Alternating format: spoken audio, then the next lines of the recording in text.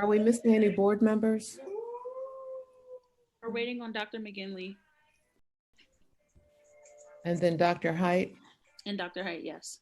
Okay, thank you. I think someone has kids cartoons on maybe, or where are we getting that feedback from?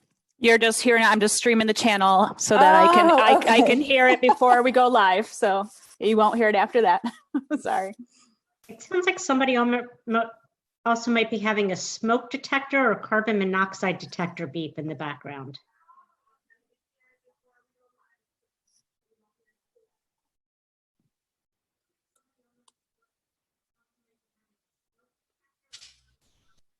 All right. Should I turn my video on now? We are streaming live on the channel. Tracy will give you the cue at 5 o'clock for you guys to go live.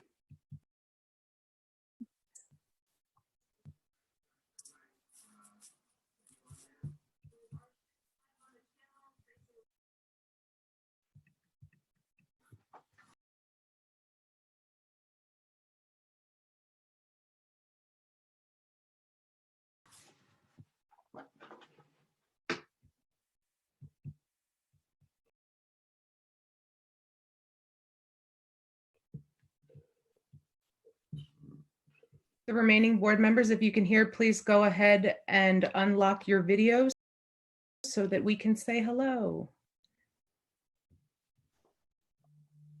Dr. McGinley, welcome.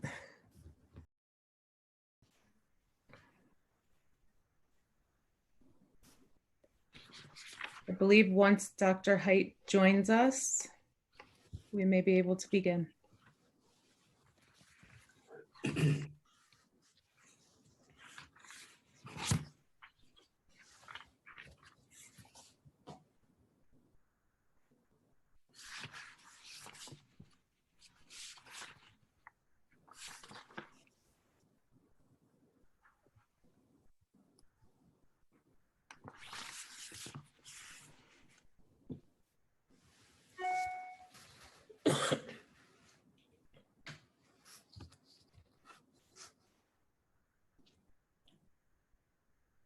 Good evening, everyone. We'll be waiting a few minutes. We're waiting for Dr. Height to join us. I believe we have the rest of the board members present. So we'll be starting in just a minute.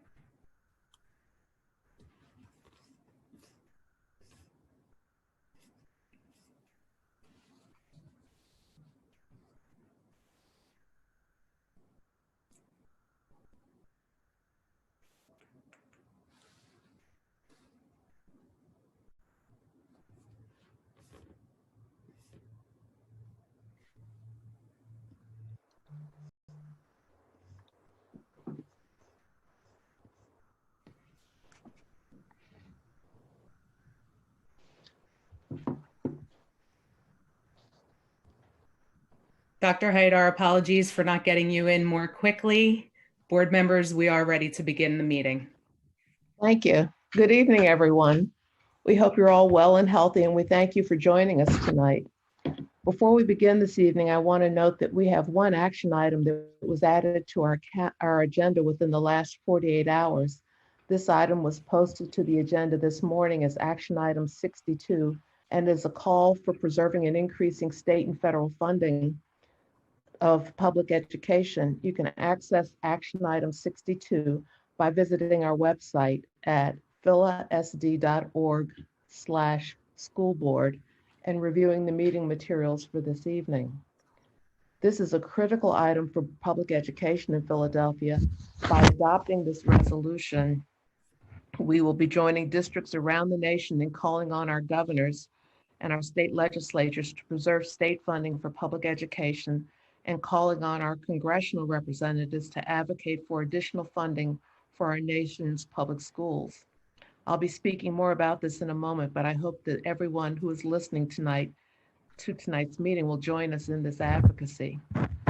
Because this item has been added within the last 48 hours, it's our policy to allow public comment on the item. Due to our remote format, I invite anyone who would like to provide public comment on action item 62 to email schoolboard@philasd.org and include the subject line funding public education. We'll accept public comment of this item for the next 30 minutes, and I'll read a summary of any outreach we receive during that time into the record in advance of the vote. Now, on behalf of the board, I'd like to start tonight's meeting by sharing thanks with the many communities and people who've been going above and beyond for our students and schools in this challenging time. Tonight, the board would like to recognize the School District of Philadelphia's administrative professionals, principals, and teachers who are being celebrated this spring with national days and weeks in their honor. On Administrative Professionals Day, April 22nd, we recognized over 200 dedicated secretaries, administrative assistants, executive assistants, clerks, and other administrative professionals who ensure that our schools and offices operate smoothly and efficiently. And to each and every one of you, we say thank you. Tomorrow, May 1st, is Principals Day, and we hope everyone joins us in thanking our great principals for working with teachers to provide an excellent education for all of our students. We're particularly grateful for our principals' leadership as they guide their students and schools at this really difficult time. Next week, May 4th to May 8th, is Teacher Appreciation Week, and board members are truly thankful our dedicated teachers in the School District of Philadelphia who inspire their students every day to explore new worlds and find their unique pathways to success. We're especially appreciative in this challenging time to see that principals and teachers have been finding new ways to connect with students and bring them into virtual classrooms while schools have been closed. So we say an immense thank you to our administrative professionals, principals, and teachers of the School District of Philadelphia, who are the heart and soul of the school district and who ensure that we provide an excellent education to all of our students. Tonight is also a momentous night for our board. This evening marks the last meeting of the first term of the Board of Education. It's hard to believe that it's been almost 2 years since the Board of Education was sworn in, but here we are. Tomorrow morning, 7 of us will go before City Council for a hearing on our hopeful reappointment to the board. And this means that tonight we're saying goodbye to 2 of our dedicated members, Dr. Chris McGinley and Vice President Wayne Walker.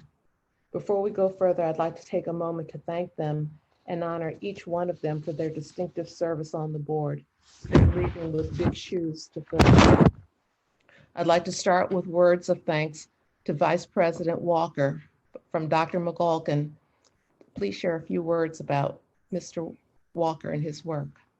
Thank you, President Wilkerson. I'm deeply honored and at the same time really saddened to have this opportunity on behalf of the board to thank Vice President Wayne Walker for his dedication to the School District of Philadelphia and his many contributions to the work of the school board. Wayne has spent his career focusing on corporate governance, corporate restructuring, and turnaround management for complex, large organizations. As new board members, we had the privilege of leaning on Wayne's expertise in board governance to help us navigate our complex role in governance of such a large organization. Wayne has been instrumental in pushing forward our work as a board over the past 1.5 years, during which time we worked together to focus on a strategic plan and developing long-term goals that are focused on student achievement. Wayne is also my predecessor as chair of the board's policy committee, and I'm honored to follow his lead and build upon the work that he started. In this role, Wayne helped the board establish important processes that we continue to practice in our review of policies today. Wayne, it's truly been a pleasure to serve alongside you in this important work. I will miss our candid talks, your sound guidance, your voice of reason, and most of all, your very infectious smile. Thank you for your service to the students of Philadelphia, and thank you for your guidance to the board. We will truly miss you and wish you the best. And since we can't be together in person tonight, I'm sending you a great big transatlantic hug. Thank you for everything. Thank you. Thank you, Dr. McColgan, and thank you for your service, Mr. Walker. I'd now like to ask Dr. McIver to share a little bit about the work of Dr. Christopher McGinley. Thank you. It is with real sadness that we are saying goodbye to Dr. Chris McGinley as a member of the Board of Education. I had the honor and privilege of co-chairing the Student Achievement Committee with Dr. McGinley, and it proved to be an invaluable experience. As a career educator from a family of career educators, Dr. McGinley has worked in schools across the city and served myriad roles within education. During his career, he has served as a special education teacher, principal, cluster leader, superintendent, professor, and of course, as a member of the School Reform Commission and the Board of Education. His experiences and knowledge about Philadelphia schools have been a tremendous resource to each of us as board members. Furthermore, his service on both the School Reform Commission and the Board of Education was instrumental in bringing about the transition to local control and ensuring there was a smooth transition. On behalf of my fellow board members, I would like to take this moment to thank you, Chris, for your tireless advocacy and dedication to Philadelphia schools. There is a reason why you earned the title of Badass Educator. Your incredible passion and dedication to serving the most underserved populations is the torch we will carry in your stead. We will miss you and wish you the best. Thank you, Dr. McIver. Board members, let's have a round of applause for Vice President Walker and Dr. McGinley. Vice President Walker and Dr. McGinley, do you have any words of wisdom you'd like to share about your time in these roles? Dr. McGinley, I'll defer to you to go first.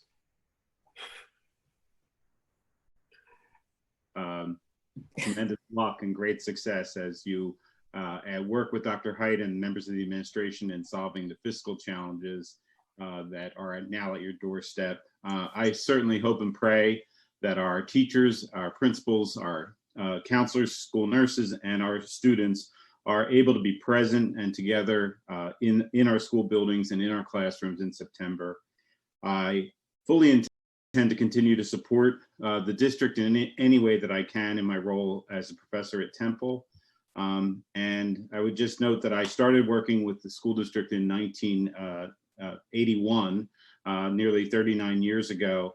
And as was mentioned, my family has been involved with the school district for 4 generations. So I just remind you all that the McGinleys are present in classrooms and boiler rooms and principals' offices and nurses' offices and boardrooms, and we remain strategically placed. Thank you, Dr. McGinley. Mr. Walker, Vice President Walker. Thank you, Madam President. Thank you, Dr. McColgan, for your very kind words.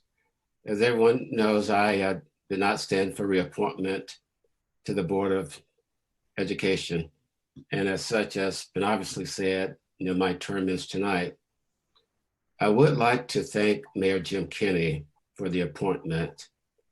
It has been an honor and a privilege to serve our students and city. I also want to express gratitude to my colleagues on the board. It is a true privilege to work side by side with such talent and dedicated individuals. You are my friends.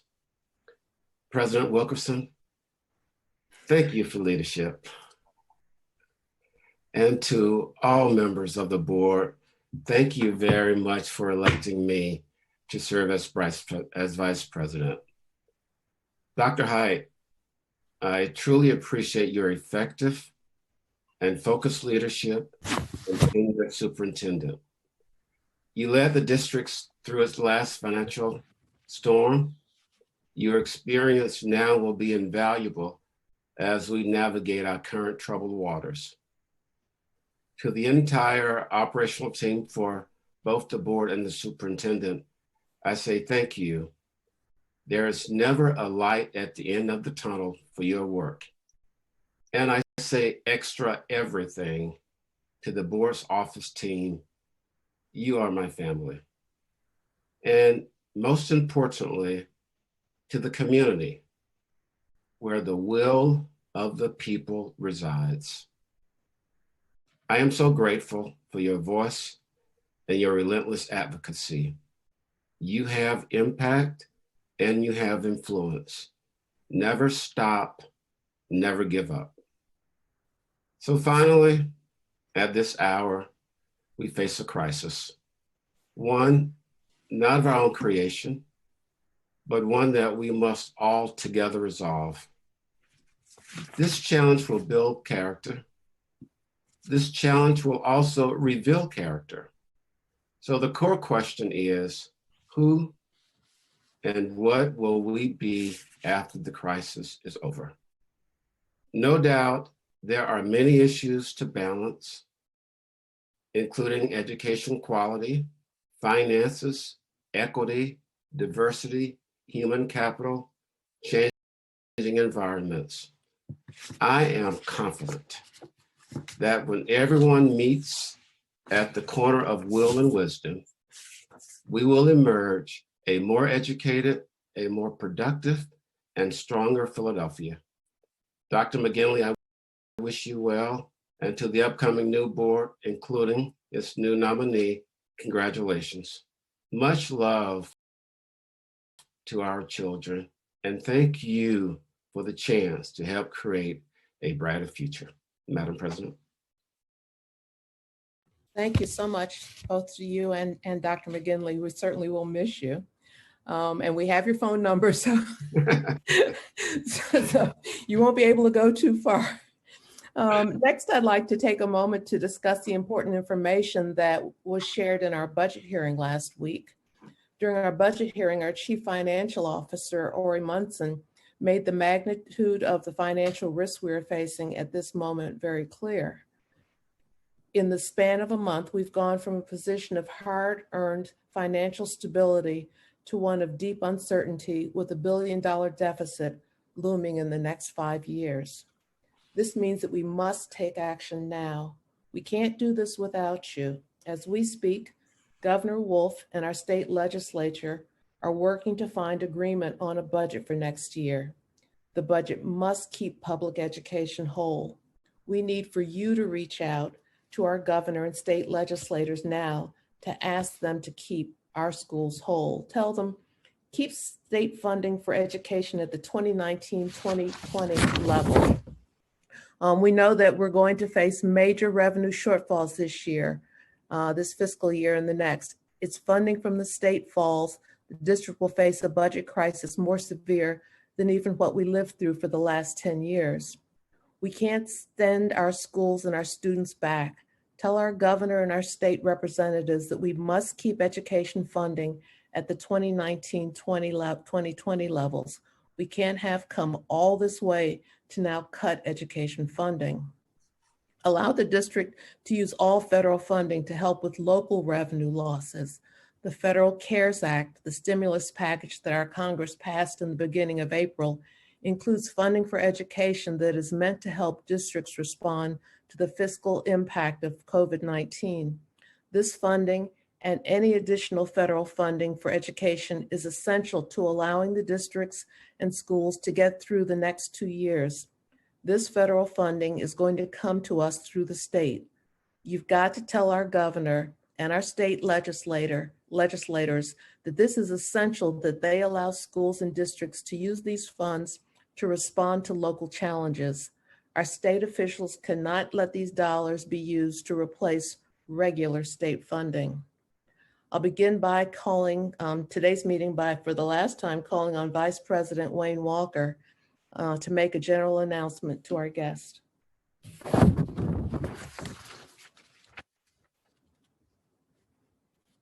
Good evening.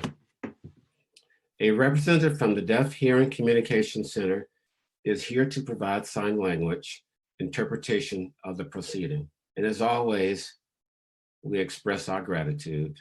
The proceedings of this meeting are being streamed live on the internet at www.philasd.org/live and can be seen on PSTV's Comcast Channel 52 and Verizon Fios Channel 20. The proceedings are also being recorded by the School District of Philadelphia. The school district's recordings are protected by the copyright laws of the United States and may not be used in any manner without the express written consent of the school district. By participating in tonight's meetings, members of the public acknowledge that the school district may use its recordings for any purpose without obtaining permission or paying any compensation. Thank you very much for your attention. Madam President. Thank you, Vice President Walker. Ms. Rout, please make an announcement about the board's executive session and then call the roll. Thank you, Madam President. I would like to announce that the Board of Education met earlier today for executive session to discuss privileged and confidential matters and information and strategy in connection with the case Jacqueline N. et al. Versus School District of Philadelphia, United States District Court for the Eastern District of Pennsylvania, Civil Action Number 19-CV-3748. This case alleges breach of compensatory education agreements and other claims. And now for the roll call, and I will note that everybody is participating remotely. Ms. Danzy. Present. Ms. Ahaya Hinton. Present. Ms. Fix Lopez. Present. Mr. Huang. Present. Dr. McColgan. Present. And for the last time, Dr. McGinley.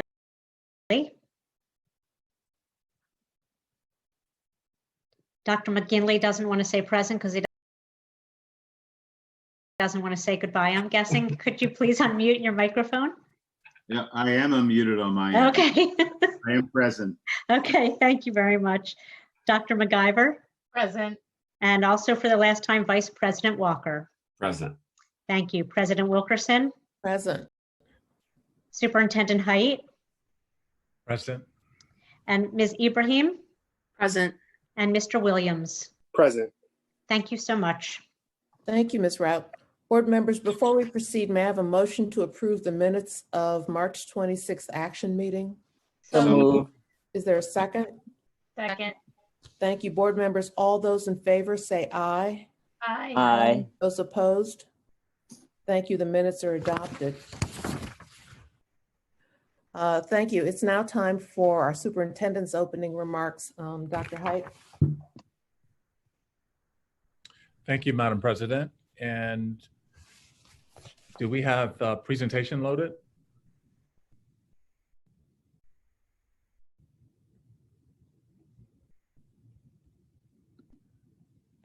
Thank you. And if we could go to the, because I can't see the slides, could we go to the fourth slide? It says COVID-19 information. We are on that title slide. Dr. Height, please continue. Oh, great. Thank you. And so I want to begin this evening's presentation to the board and to the community with an update on all of the efforts that we have made around or in response to COVID-19 and the pandemic. And it was quite a bit of work from multiple individuals. So can we proceed to the next slide? So first and foremost, I want to extend our continued thanks to our principals, our teachers, school-based staff, central office teams who have rallied to support our emergency response efforts to distribute meals, to distribute learning guides, to distribute Chromebooks. Your continued contributions on behalf of our students and their families are felt. To emphasize this, I wanted to play a very short video that was shared with all staff earlier this week.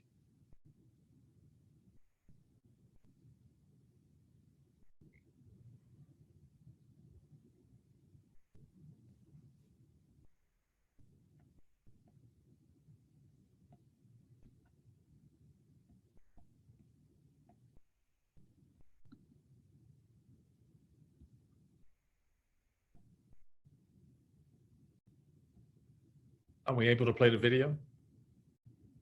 It's being played now.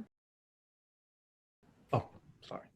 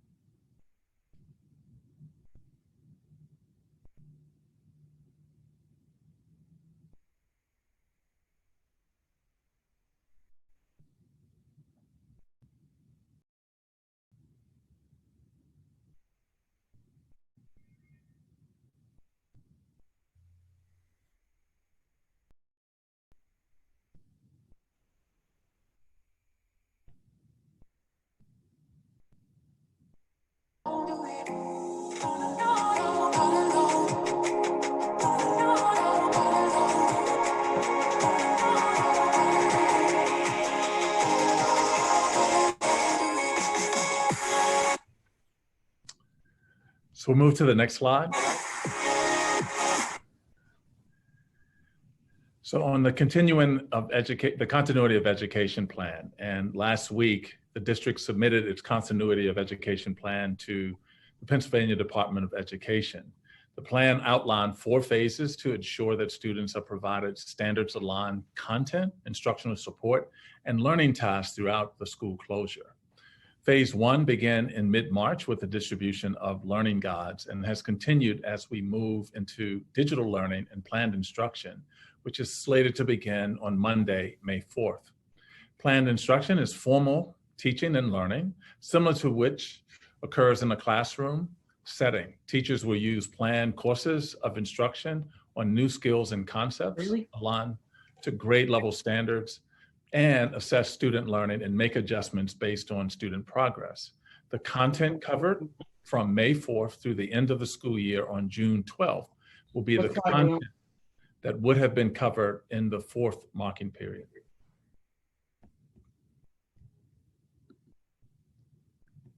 Students may receive grades for new assignments, missed assignments, and makeup assignments on or after May 4th. Work performed then will be calculated with graded work from January 30th through March 13th to determine a student's 3rd marking period grade. And the final grades for the 2019-2020 academic year will be an average of 3 marking periods. Next slide, please. Planned instruction during this time will include 3 hours of instructional engagement. That is considered office hours for students. In the current context, these 3 hours will include both what we call synchronous and asynchronous learning, or time spent providing direct instruction to students, time spent online available for student support, and providing feedback and monitoring progress and completion of independent tasks. Guidelines and strategies for instructional engagement and office hours have been provided to school leaders and teachers.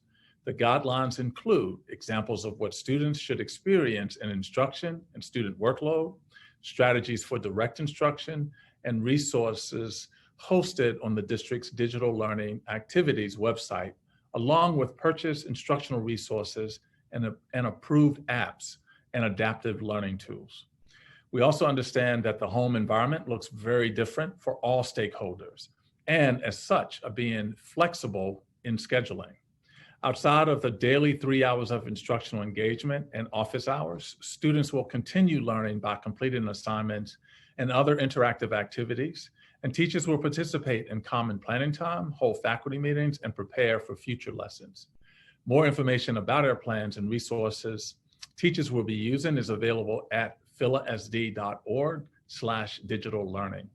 New materials are added every week for each upcoming week, and we're extremely proud of the educators, all of the educators who have put this together, who have been trained to utilize all of these tools, and who are already using these tools with many of our students. Next slide, please. To support the continuity of education plan and teacher interactions with students, all 40,000 newly purchased Chromebooks have been distributed to schools. Approximately 1,500 families did not receive a Chromebook during their child's school distribution days. Those Chromebooks were collected and made available to families at 440 North Broad Street and the Fitzpatrick Annex starting last week. These new Chromebooks are in addition to our current inventory, which were assessed to ensure that they were in working order and also distributed to students and families. As of Monday, over 81,000 Chromebooks have been distributed to students and families. Beginning on May 4th, Chromebook distribution will continue at 440 North Broad and the Fitzpatrick Annex behind Fitzpatrick Elementary, Monday, Wednesday, and Friday from 9 a.m. to 1 p.m. to both distribute Chromebooks and to provide technical support. Currently, as people bring back a device that does not work, they receive another Chromebook. As we move through the new devices, we will have the return devices repair and clean and sanitize and ready for redistribution. If students and families have Chromebook questions or need Chromebook support, they should visit philasd.org/Chromebooks or call 215-400-4444. Once again, 215-400-4444. We have not yet made available plans for students to keep their Chromebook while they matriculate or if they move to a new school within the district. We have communicated that graduating seniors are expected to return their Chromebook in advance of receiving diplomas, and that stolen devices should be reported to the police. Next slide, please. As we continue to implement our continuity of education plan, we will begin regular accountability monitoring to the board to ensure that students are able to continue their learning and, when necessary, identify and address barriers to learning. Additional data will be added as it becomes available and will track the number of students who are logging into the student portal, participating, and using interventions to support continued learning. Next slide, please. As we implement the continuity of learning plan, it's also critical that we focus on English language learners, special education students, and students experiencing homelessness. To support our English language learners during remote learning, weekly digital content is being created that allows students to practice and develop language skills. Directions and instructions are also being translated into 5 languages: Spanish, Portuguese, Chinese, Russian, and Arabic. There are also components called Focus on Language within math, science, social studies, and English language arts that are designed for English learners to develop reading, writing, speaking, and listening skills. And multilingual managers are holding daily office hours and bi-weekly Google Meets for ESL teachers to support them with strategies for delivering instruction virtually to English learners. Next slide, please. I also wanted to provide an update on our implementation of Policy 252. The purpose of Policy 252 is to ensure safety, equity, and justice for all students, regardless of gender, identity, or gender expression. The district is following this policy, and there is an issue when a student is under 18 and does not want to reveal their identity or gender change to the parent or guardian. In our current remote learning environment, there's a tension between those opportunities and Policy 252. The first is a student's right to be addressed by the name and pronoun that corresponds to the student's gender identity. And the second is the student's right to keep their transgender identity private at school. As a practical matter, there are risks that the transgender identity may not be kept private in Google Classroom. So we're working on a solution to solve that problem, because the name will be displayed and could be observed on a computer screen in the home. We will be working with individuals who have already figured this out to find out what we can utilize in terms of an approach so that this does not continue to hold up this process. We will report on what we have learned and any recommended actions to accomplish full and safe implementation of Policy 252 in our remote learning environment. Next slide. In addition, I wanted to provide a facilities update. As part of our extended closure, we have started to shutter schools to limit activity. Only schools with food distribution, capital projects, or environmental work or assessments will be accessed by essential staff. We have formed a working group to start to plan for various scenarios for the reopening of schools for cleaning, summer programs, and election day use. We have also restarted critical construction projects and lead safe projects. Currently, 11 construction projects and 7 lead safe projects have resumed. 4 additional lead safe projects will begin in May. To ensure safety, the school district has developed guidelines for contractors, including use of masks, temperature checks, state ordered distancing guidelines, and social distancing guidelines, and required site health officers. These guidelines are currently being updated to reflect Mayor Kenny's additional order on yesterday and will be made available to all of our contractors tomorrow. Compliance is enforced by district's project managers, supported by the state and local officials. The Philadelphia Building Trades are also providing support to assist with the compliance and education for their members as well. Next slide, please. I would also like to provide an update on a comprehensive school planning review process, or CSPR.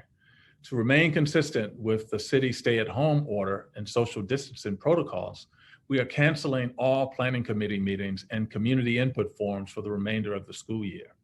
Given the continued uncertainty, we are not yet able to provide updated dates and times for new meetings and making recommendations to the Board of Education. We're hopeful that we can restart the CSPR process in the fall and in a manner that's consistent with ongoing and required physical and social distancing. While in-person meetings will not move forward, we do plan to seek family and school community feedback on Cycle 1 schools through an online survey in mid-May. We will share the survey with the Cycle 1 school communities through email, text message, robocall, social media, as well as through our website. And finally, one of the things I wanted to talk about is the opportunity to recognize the class of 2020. And lastly, I'd like to provide an update on our evolving plans to recognize and celebrate our graduating seniors. While the COVID-19 pandemic has caused unprecedented disruption in all of our lives, I know that it has been particularly impactful for our graduating seniors. They have missed proms, final classes, games, other activities, and an opportunity to say goodbye to teachers and friends in person. We all remember those final days and the impact that they've had on our lives, and I'm sorry that this year's graduating seniors have not had the opportunities that many of us have taken for granted for so long. So it's incumbent on all of us to recognize and celebrate our graduating seniors. I'm proud that members of my Student Advisory Council and are working with district staff to host a district-wide virtual graduation ceremony and after party. Students are also planning social media campaigns to celebrate each other and their collective accomplishments. And we're working to ensure that the class of 2020 is recognized across the city. This is in addition to what individual schools are planning, such as virtual awards assemblies, senior art showcases, and student performances, and school graduation ceremonies.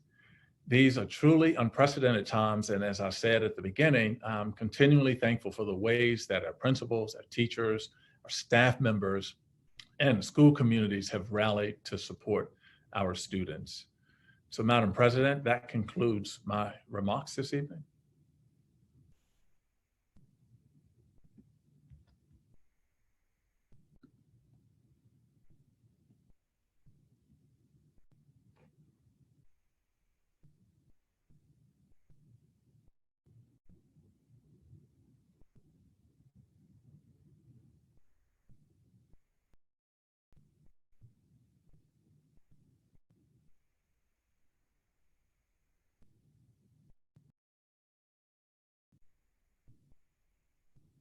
I'm sorry. I lost myself someplace. Thank you. Are there any questions from board members? And in order to accommodate the change in format, I'll be calling on board members in groups of 3, and I'll start first with Ms. Danzy, Ms. Ahaya Hinton, and Ms. Fix Lopez. Do you have any questions or comments? Yes, Go ahead, Julia. You go first. Just the comment to first thank Dr. Height for really a yeoman's job that you have done, you and your staff. This has not been an easy process. And while we always feel that we could do better, others feel that we can do better, you had many things you had to accomplish when we got this hit on us. And so I want to thank you. I think your efforts have been exceptionally well. I want to thank the teachers too, because for many of them, like me, not that crazy about technology, and in fact are trying to work their way through it. And so I commend them, and I commend the parents who are struggling to try to accommodate this process. I look forward to next year and seeing what we have learned by a new process. Thank you. Thank you. Ditto on the comments that Ms. Danzy made. I have two questions of clarification, Dr. Height. When you talked about, I think the word was synchronous education and engagement, I don't want to assume anything. So are we talking about, I know you said 3 hours of instruction or instructional engagement. Is this continuous or is this broken down into time intervals? And is this for every grade? Yes, it's for every, those were all of the requirements that we sent to the workforce.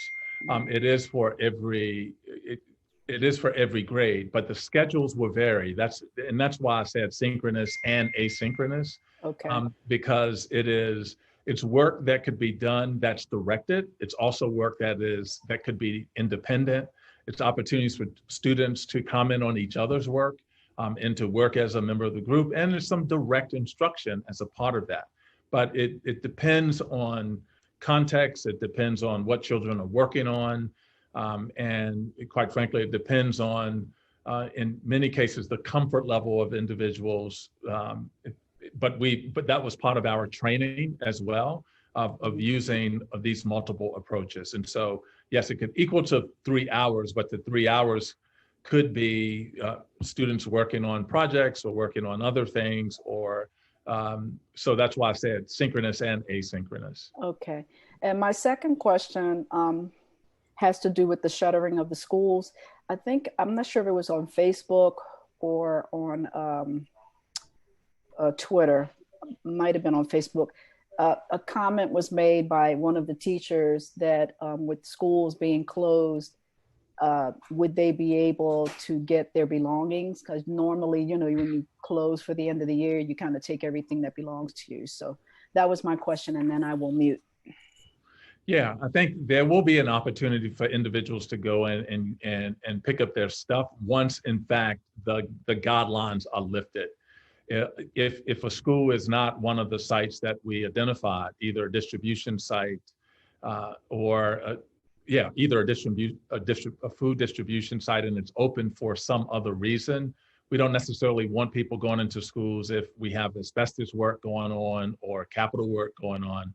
But there will be a time when the shelter-in-place orders are lifted, and we could then make plans for individuals to get into schools to get their materials. But we had to take the schools offline simply because with the shelter-in-place guidelines, we can only focus on essential staff. And unless the schools are having work done, it was hard to designate individuals essential just for individuals to come and pick up things. Okay, thank you. Yes. Ms. Fix Lopez, do you have any questions or comments?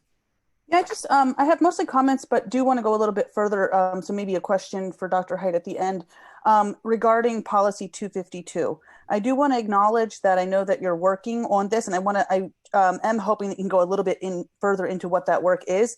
But I do have a statement first. This is something that has been eating at me since it has come to our understanding of what is going on. And I can only imagine, if I'm feeling this way, how a student who is being forced to use their dead name might feel. And so we are trusted to nourish, nurture, and educate the young people of Philadelphia. We're privileged to do that. We acknowledge that we are responsible for their safety and growth. We do not just educate. We are alongside our young people as they grow and find themselves and find their identities. And forcing students to use their dead names not only goes against our own policy, but it has dire consequences. And I understand that we're working to try to allow them to use their chosen names, but our young people must maintain agency over the name and pronouns used to identify themselves, including in the web portal. Research done in 2018 via the University of Texas showed that when education environments use a young person's name and pronouns correctly, young people reported a 29% decrease in depression symptoms and suicidal ideation, and a 56% decrease in self-harm behavior. So I did reach out to the CHOP Gender Clinic recently and spoke with social worker Samantha King, and her statement was, By supporting name and pronoun use, we can ensure a safer learning environment and better mental health outcomes for our youth. At a time when our youth may be at greater risk for depression, anxiety, and self-harm due to isolation and potential unsafe home environments, it is of utmost importance that schools continue to support and affirm transgender youth. By prioritizing technical support, districts can ensure safety and care along with academic success for all students. I know the challenges that go along with this. I do believe that the district is working to solve this. I think that it's urgent in terms of time. It's urgent in terms of timeline. There's just so many things right now that are out of our control. This is something that is not out of our control. And so if you said that you're working on it, if you can just give a little more insight to that of maybe what has been realized in terms of the technology piece. Yeah, so we have found a technology workaround so that we can provide we could provide the chosen name for the technology within the technology. The challenge is how that then is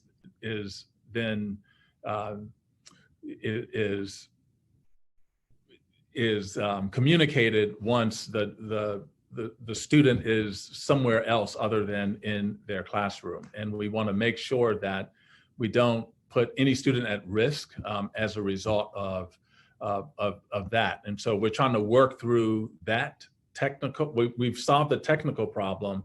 Now we're just trying to make sure we don't create an additional problem for a child who may not have wanted their parent to know that they're using a different name. And so as the school district that led the way on this policy across the country, this is also urgent for us, and it's an issue that we know we have to solve for, and we have been working on this ever since we tried to move to the Google Classroom approach. But nonetheless, one of the things that I think is really important is that we found a technological solution. Now we want to make sure that solution is not creating an additional problem for a young person who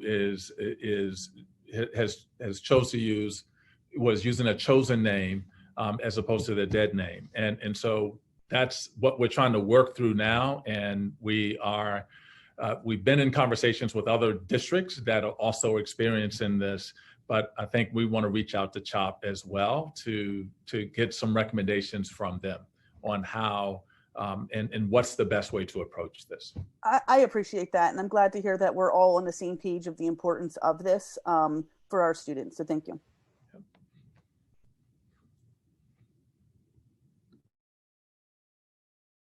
Have any other comments, Ms. Fix-Lopez? All good. Thank you. Thank you. Next, we'll hear from Mr. Huang, Dr. McCulkin, and Dr. McGinley. If you have any questions or comments. I have one. Dr. McCulkin.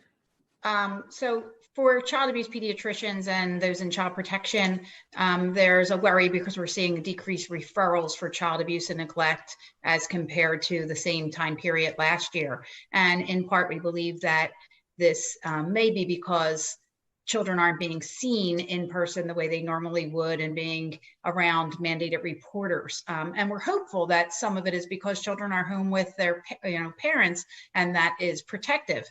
But we are worried about the children that are unseen, that are suffering from abuse or neglect or domestic violence, et cetera. And just wanted to see if Dr. Height could comment on efforts that are being made to educate teachers and other mandated reporters for looking out for things in the virtual world, how to reach out to families, and reminding them of their responsibilities as mandated reporters. Yes, Dr. McCulkin, thank you for the question, and thank you for acknowledging that. And that's something that we've been working with DHS on, and the Office of Children and Families at the city level, also within the school district, and between Student Support Services and the Chief of Schools office. We've communicated both to principals and now directly to teachers information directly from DHS that reminds individuals that we are mandatory reporters, and some strategies that they could utilize in talking with young people to determine, to make sure that they're safe. In addition, we want to communicate directly to students, some hotline numbers as well, so that they will have that information that they could use to also communicate. But the big thing was, if individuals are not in the traditional classroom setting, that reminding everyone that we're all still mandatory reporters. And as such, it is our responsibility to report those things. And that's been communicated, as a lot of things have in the digital world, via email, but we're also trying to make sure we hit this critically important topic in virtual faculty meetings and with information that's coming directly from DHS and the Office of Children and Family to all staff. Dr. McCulkin, do you have any other questions? I have one more question, totally different. The expectations in regard to hours of teaching, et cetera, how do they relate to charter schools? Is there any oversight from the state telling us what we need to be doing, like minimums that we need to be doing? Yeah, no, there's nothing that talks about minimum. What we have asked individuals is in line with some. It varies. As I've been talking with many of our charter school colleagues, it varies in terms of what other individuals are doing. It's generally, most are taking that, I keep using it, I'm sorry, I keep using this term, that the asynchronous and synchronous approach, where some is direct instruction, a lot of it is children working on their own, but it's all designed to increase the level of flexibility that individuals have working with multiple children, multiple families, trying to take in the context of what children and families are also trying to navigate through. And it's also trying to take into account experiences of many of their teachers who have, in many cases, their own children at home that they're trying to provide support for as well. So it's trying to take all of that into account, but it's consistent with what many other schools are doing, both other districts and other charters. Mr. Wong or Dr. McGinley, do you have any questions? I do. Go ahead, Dr. McGinley. No, go ahead. Dr. Haidt, we heard from President Wilkerson earlier today about the importance of advocacy in Harrisburg around funding. And I guess on one level, money is money, it's fungible, so it doesn't really matter. But I wonder if you could speak to the argument for funding to make up for shortfalls in local funding versus making the case for the need for additional monies to support the extra measures that may need to be taken in the fall once we're open. Masks, extra cleaning, staggered schedules. Can you talk a little bit about the strategy that you and other superintendents are using when you talk to Harrisburg? Yeah, so with respect to Harrisburg, we are, to your point, Board Member Wong, we're taking the approach that as much of the stimulus monies as possible that have been distributed or directed to the state for the purpose of education, we're asking or requesting that as much of that as possible come to the school districts, and because that would help offset some of the costs that we've all had to absorb in providing the things that we're providing to students now. And on a longer term, understanding what the challenges will be moving forward, we also are trying to ensure that the state holds at the 1920 levels. We want them to maintain the 1920 funding levels.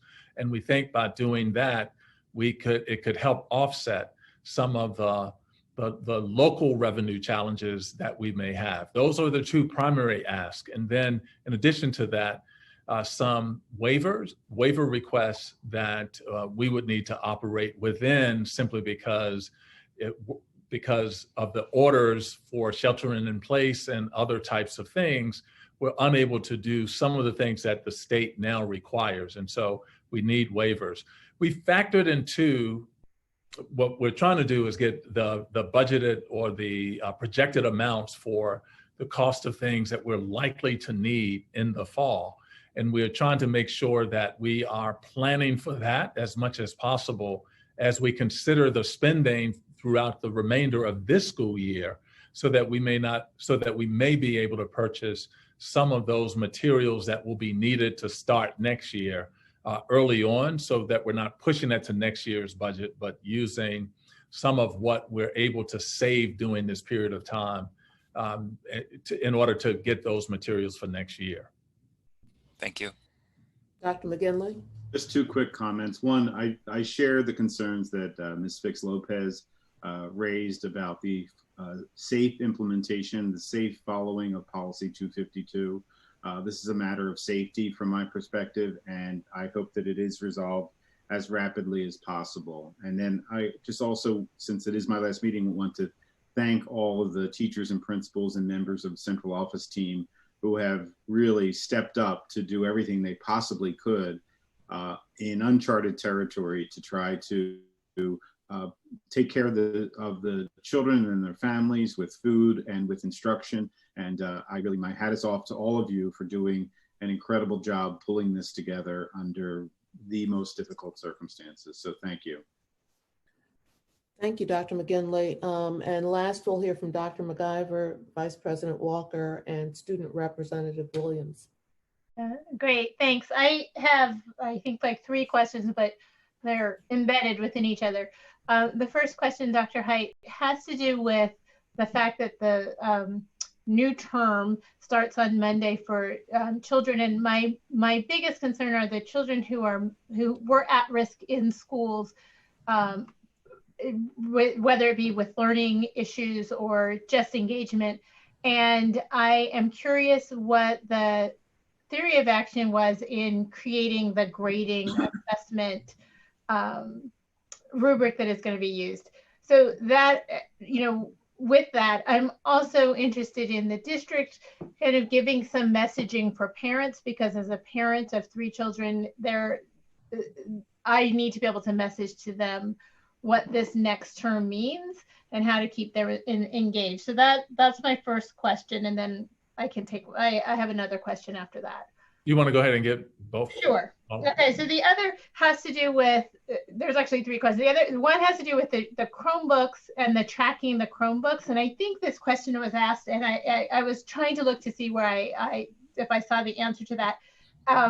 81,000 Chromebooks. My big concern is come summer or fall, we have 20,000 Chromebooks, and I just want to know what is in place to track these Chromebooks to make sure that we get those back. And will Chromebooks be used over summer for summer programming? Are those all 3? The one more out of school time providers, is there coordination with the district for out of school time now and for the summer? And that is kind of a question that I can hold for the May meeting. But I'm wondering how we're coordinating with, how the district is coordinating with all of the other organizations, Parks and Rec, the PHL, how all the people who are providing the out of school time. So those are 3, I think. Yes, so I'll take them one at a time. So the first one was the grading question and the theory of action around grading. The theory of action was as follows. And if there was, and this is not a real theory of action, but if you could think about it from the perspective of really do no harm, right? So what we're trying not to do is create opportunities to be punitive for things that are completely outside of a child's control. But on the flip side of that, we had multiple students that were on the borderline for passing, needed to complete some assignments, needed to improve their grades, to be promoted, improve their grades, to go to the next grade. And so that's why we held at the 3rd marking period. The grading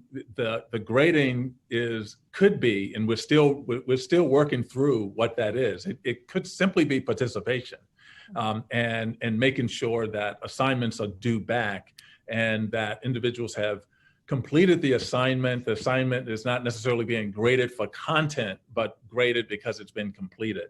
And the goal here is to keep children engaged.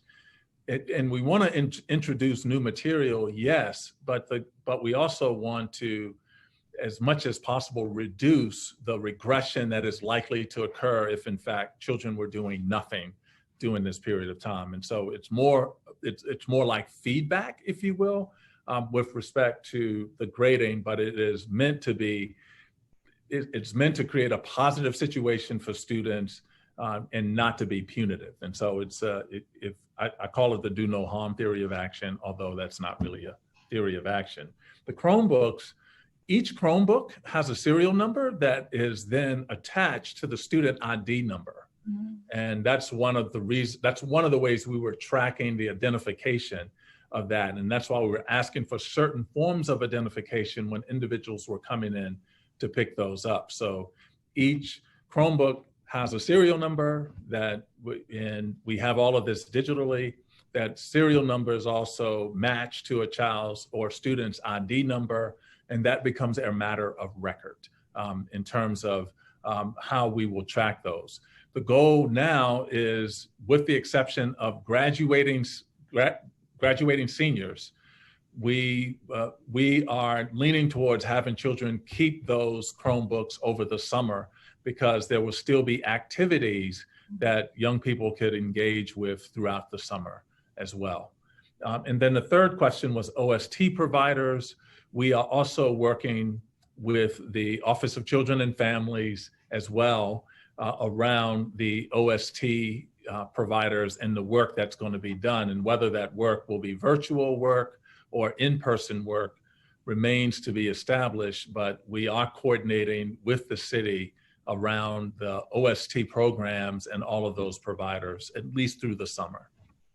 Great. And there was just one ask that you can give to your staff, and that is to provide messaging for parents. What can we be telling our children about the expectations for their remote learning? Yeah, I think, yes. So thank you for that. And we did put something on the website that's available. I'll find that and then make sure we communicate where that information exists, because we do have some directions on the website about the types of things that children would be working on and what should be the expectations of parents. Thank you. You're welcome.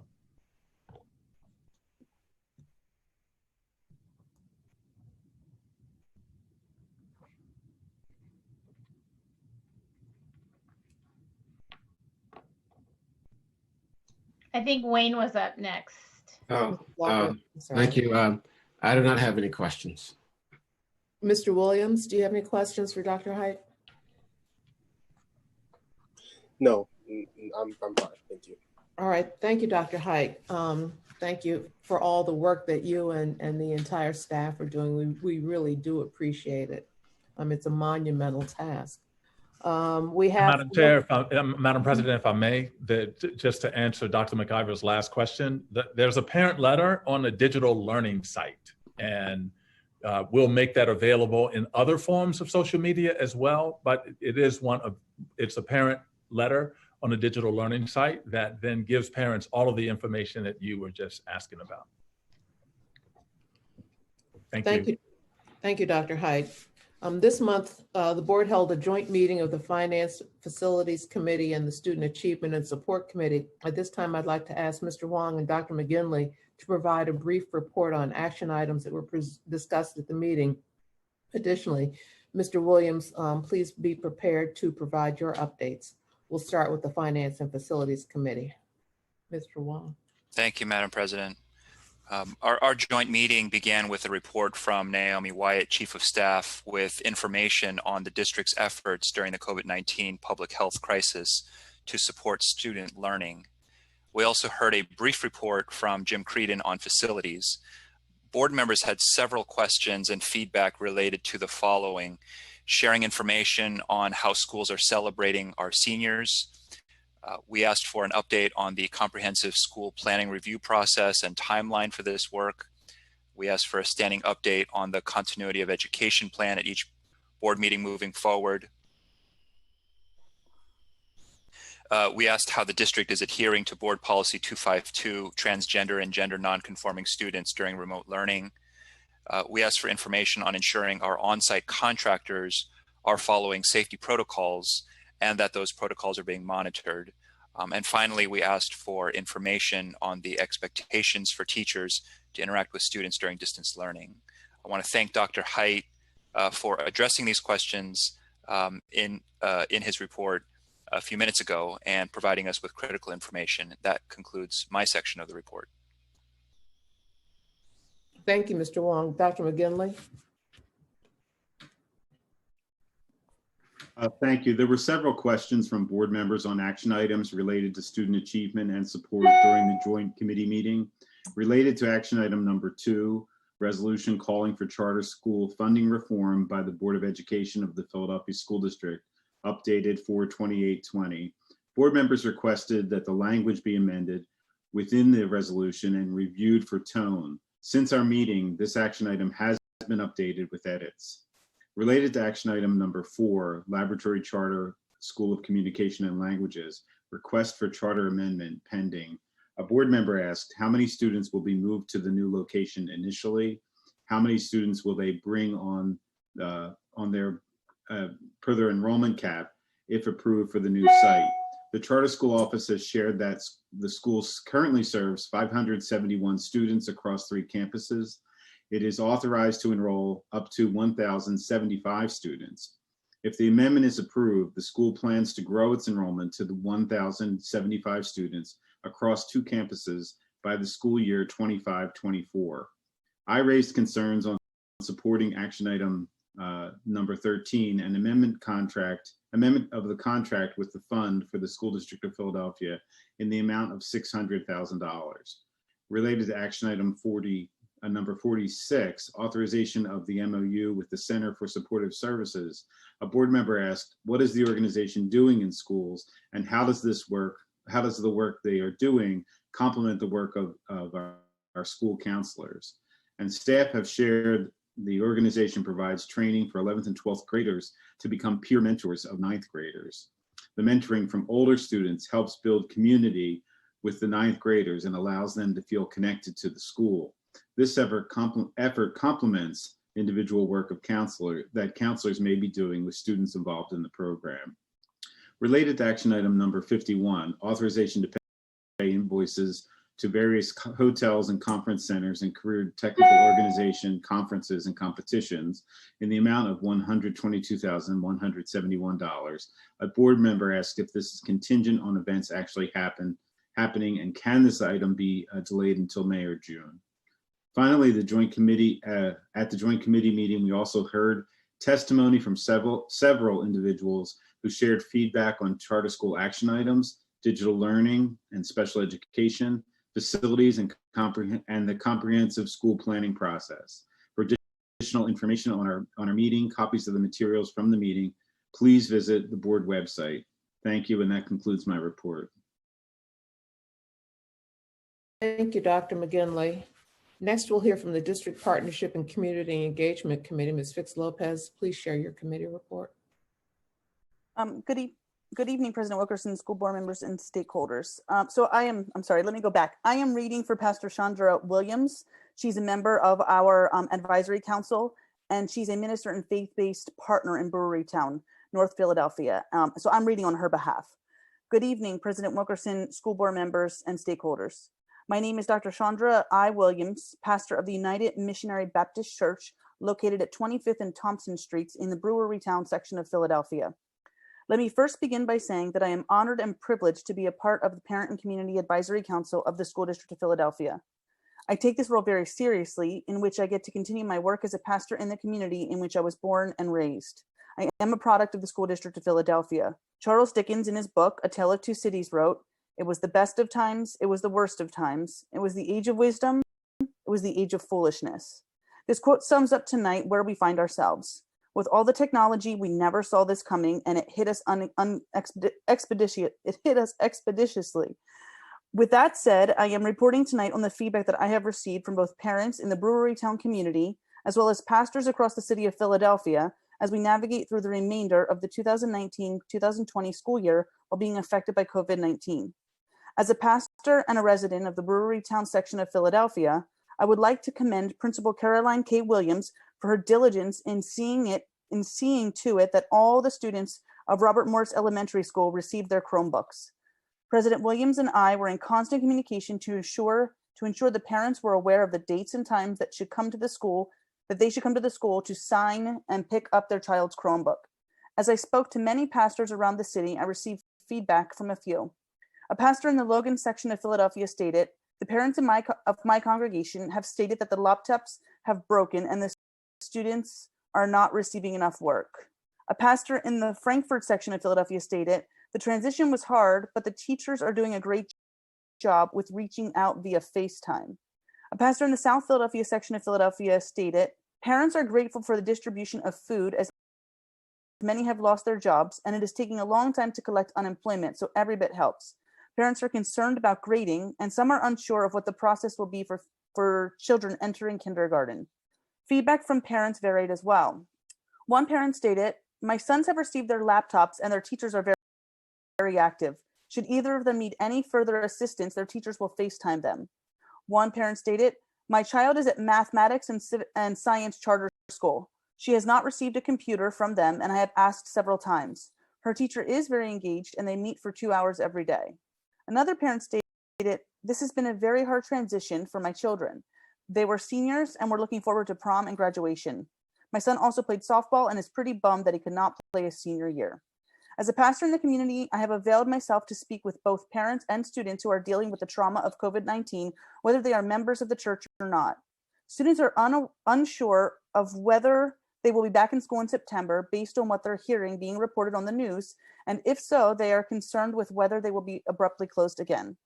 My prayers at the School District of Philadelphia will be prepared with school counselors in each school to deal with the aftermath of the emotional trauma that our students are dealing with. Thank you for this time of sharing feedback from the community. Thank you, Ms. Fix Lopez. Mr. Williams, would you like to make a report at this meeting? Yes, thank you, Madam President. This past month, Doha and I were part of a team that broadcasted 2 virtual student town halls via Instagram Live that brought in views from hundreds of students across the district. We were able to use this platform to update students about everything that is being done in the district as it relates to online learning, grab-and-go meals, procedures being taken for our graduating seniors, and more. At this time, I would like to give a quick thank you to Tyler Wims, Hanaya Sharp-Brown, Alfredo Pratico, Tamara Harper, and Horace Rhines III for their partnership. We hope to continue to put on these town halls for the remainder of the school year. Doha and I also intend to continue our school visits. We are working on getting students from Boys Latin, Strawberry Mansion, Maritime Academy, Kensington Kappa, and Building 21 to meet with us virtually, as their voices are even more valuable amid the current situation. We expect much feedback and hope to bring this back to the board soon. Finally, last week, Doha and I wrote a piece about the importance of funding public education in Philadelphia. As you know, Doha and I are seniors this year, and we have lived through all of the consequences of a poorly funded education system. This has included libraries without books, roofs that leak, and schools without enough nurses and counselors. While Philadelphia schools have come a long way, they are still not adequately funded. If you do not want to go backward, then this is the moment to act. Reach out to our governor and your state representatives now to tell them that we have to do better for Philadelphia students. Doha and I support action item 62, calling on our state government and federal government to fund our public schools.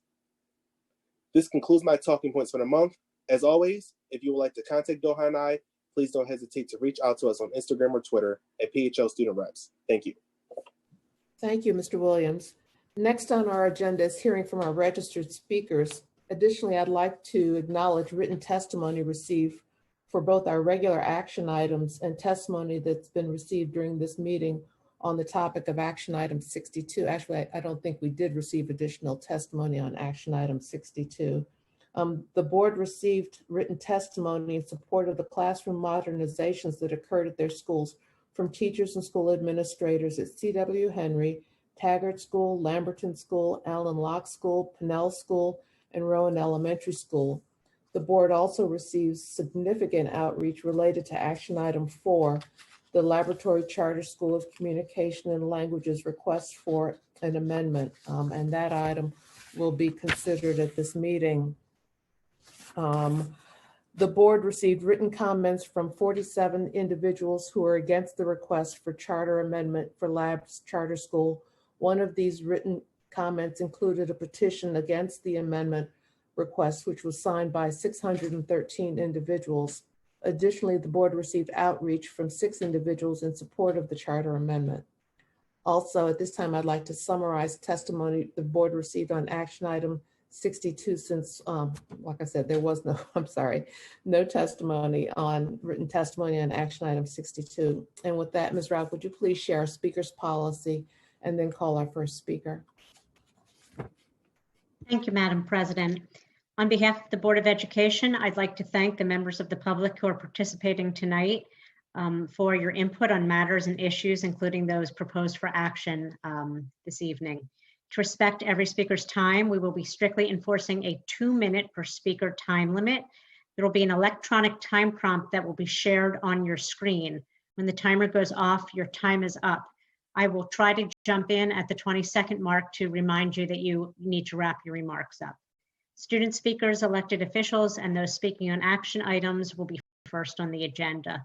Up to 3 speakers will address the board on each topic. Written testimony submitted in advance of the start of the meeting will be included as part of the record of the meeting. When I call your name, your line will be unmuted by the host and you may begin your testimony. The first speaker is Michael Burke. Good evening, Superintendent and members of the board. I wanted to address several items on the agenda this evening, but I also want to speak to some issues that that have popped into my mind while I've been listening to the meeting so far. First of all, action item 18 calls for the expenditure of $90,000 to an executive search firm for a position that I believe has already been filled. What other steps have been taken to try to find someone to fill that job other than spending $90,000 on an executive search firm? Have there been any ads placed? Have there been any internal recruitment efforts made? What was the selection process for this particular firm? In addition, action items 23 and 29 call for the expenditure of several $1 million on the Ben Franklin SLA building. Are these the same contractors who botched the job back over the summer and into September 2019? If so, why were they chosen? What's being done to contain cost on that project? Members of the board, I'm greatly disturbed by what I've seen in this meeting tonight. There seems to be a disconnect between what the board's policies are and what's going on into the schools. Superintendent Height, has there been any continuity of education plan put in place before this? What were the lessons learned from the Ben Franklin SLA disaster? Were those lessons learned applied to this pandemic situation? Superintendent Height, I'm very 20 concerned. seconds left. You make over 8 times the average income of a household in Philadelphia. Will you be following the lead of other executives, both in government and the private sector, by slashing some of that excessive pay? Superintendent, we simply can't afford this. I call on the next speaker is Carla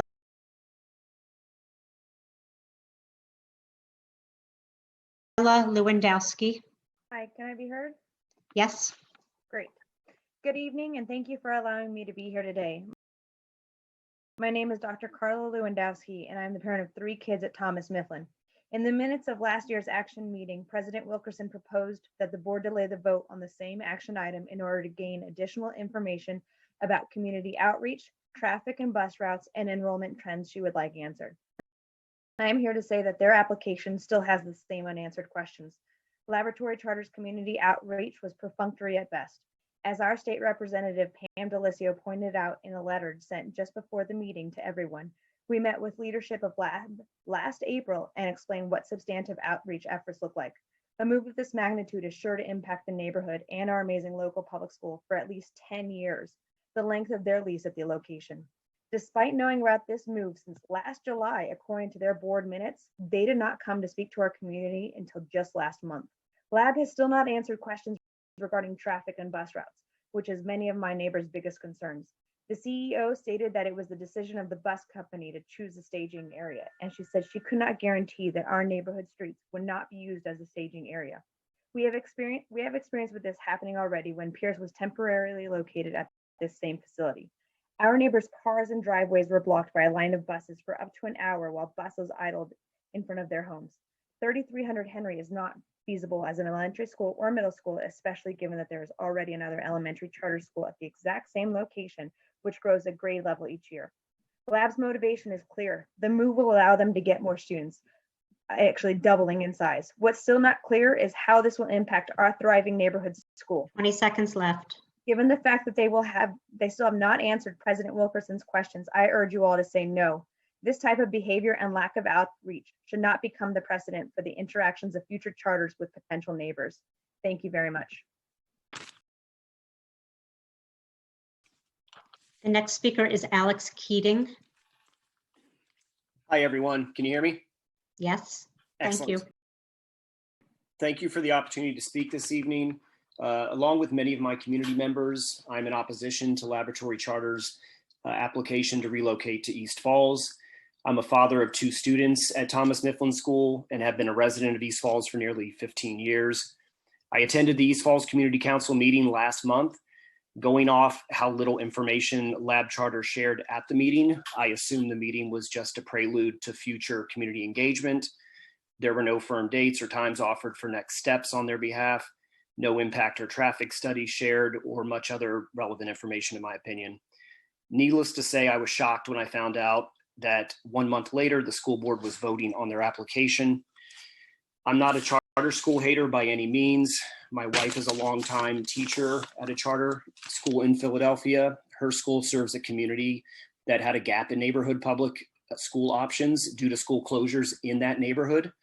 In contrast, in East Falls, Thomas Mifflin School has been a longtime cornerstone in the neighborhood and continually on the ascent during my time in East Falls. The staff and administration are incredible and the students are amazing. Mifflin more than serves this small neighborhood's need for publicly funded K-8 education. Despite these facts, as a community in recent years, we've had to continually push back against the SRC for affording opportunities with little or no community support to charter school applicants that want to open competing campuses to Thomas Mifflin in our neighborhood. Despite these past struggles, I'm incredibly optimistic that this school board will recognize what most in East Falls already do, that Thomas Mifflin School is our crown jewel, and we need to continue to afford it every opportunity to thrive and grow and serve our community. Thank you very much. Thank you. Our next speaker is Mary Alice Duff. Hi there, can you hear me? Yes, we can. Thank you. My name is Mary Alice Duff. I'm an East Falls community member, mother of a kindergarten student at Thomas Mifflin, and wife to a Philadelphia public school teacher. I'm speaking today to urge you to vote no on the Laboratory Charter School amendment to move their campus to 3300 Henry Avenue in East Falls. Last week, I laid out a number of issues with the impending move and the charter school in question. I don't need to reiterate those issues here. What I would like to focus your attention on, and the item that is most pertinent to myself and my neighborhood, is the total disregard for real community engagement. Lab Charter knew they were planning to move to this location last year, as reflected in their July 2019 minutes. In 8 months, they attended one East Falls Community Council meeting, which has an average attendance of about 40 people. And then, feeling they fulfilled the community engagement section of the application, checked that they had increased their community engagement. Now, I understand there really doesn't seem to be a rigorous set of standards for what quantifies as community engagement, but I think that attending one meeting, answering a handful of questions, and then never being seen or heard from again hardly quantifies as community engagement, especially when you're considering a 10-year lease at the new location. So why didn't Lab make a robust effort to engage with us? Is it too difficult? They could have taken out a Facebook ad targeting the 19129. They could have done a direct mail campaign. They could have delivered flyers door to doors to our neighbors. In the year 2020, it's really inexcusable to say you simply can't get in touch with people when methods of communication are prevalent, accessible, and affordable. So it begs the question to Lab Charter, why not try to meaningfully engage with us? Why not demonstrate what a fabulous addition you think your school would be to our neighborhood? I simply don't know the answer. I'm tired of community engagement being relegated to a checkbox on an application. It's insulting to the individuals and families that live, work, and volunteer in those neighborhoods. You can't tell communities to do exactly what we've done. 20 seconds left. Volunteer, fundraise, encourage in-catchment families to consider their neighborhood public school first and not as an afterthought. And then in the same breath, allow a charter school to reopen just a few blocks away, potentially undermining years of works. It's contradictory, confusing to families, and completely disregards the rights and consent of a neighborhood. I urge you to vote no. Thank you. Up next is Lisa Haver. Good evening. This is Lisa Haver Weaver from the Alliance for Philadelphia Public Schools. The Charter Schools Office has recommended 5-year renewals for 4 charter schools, even though 3 of the 4 failed to meet standards in most categories. APS members have asked many times why charter items are the only ones with no cost posted. In fact, Dr. McGinley asked Mr. Munson that question at a committee meeting months ago and received a non-committal response. The board still does not inform the public of the cost of charter renewals. So APS has calculated, based on district budget information, that renewing these 4 charters will cost the district and taxpayers a minimum of $212 million over 5 years. That is based on school district budget information. The board has taken the right step in calling for reform at the state level, but calls for the board to take responsibility for renewing substandard charters month after month go unanswered, as they probably will again tonight. There are no hearings on charter renewals, so no board member asked why charter CEOs are paid such astronomical salaries, such as Community Academy CEO, who in 2018 made $220,000 for operating 1 school, in contrast to Dr. Height, who makes $300,000 for operating 210 public schools. The board cannot continue to renew and refund grant enrollment expansions to charters without even the most minimal public oversight, while talking about making cuts to public schools. The community will not allow public schools to be starved once again, while real estate investors and administrators of privately managed schools continue to feed at the public trough. Thank you. Thank you. I think we were having a little problem with the timer. Hopefully it will continue to work. Linda Rubin. Is Linda Rubin on?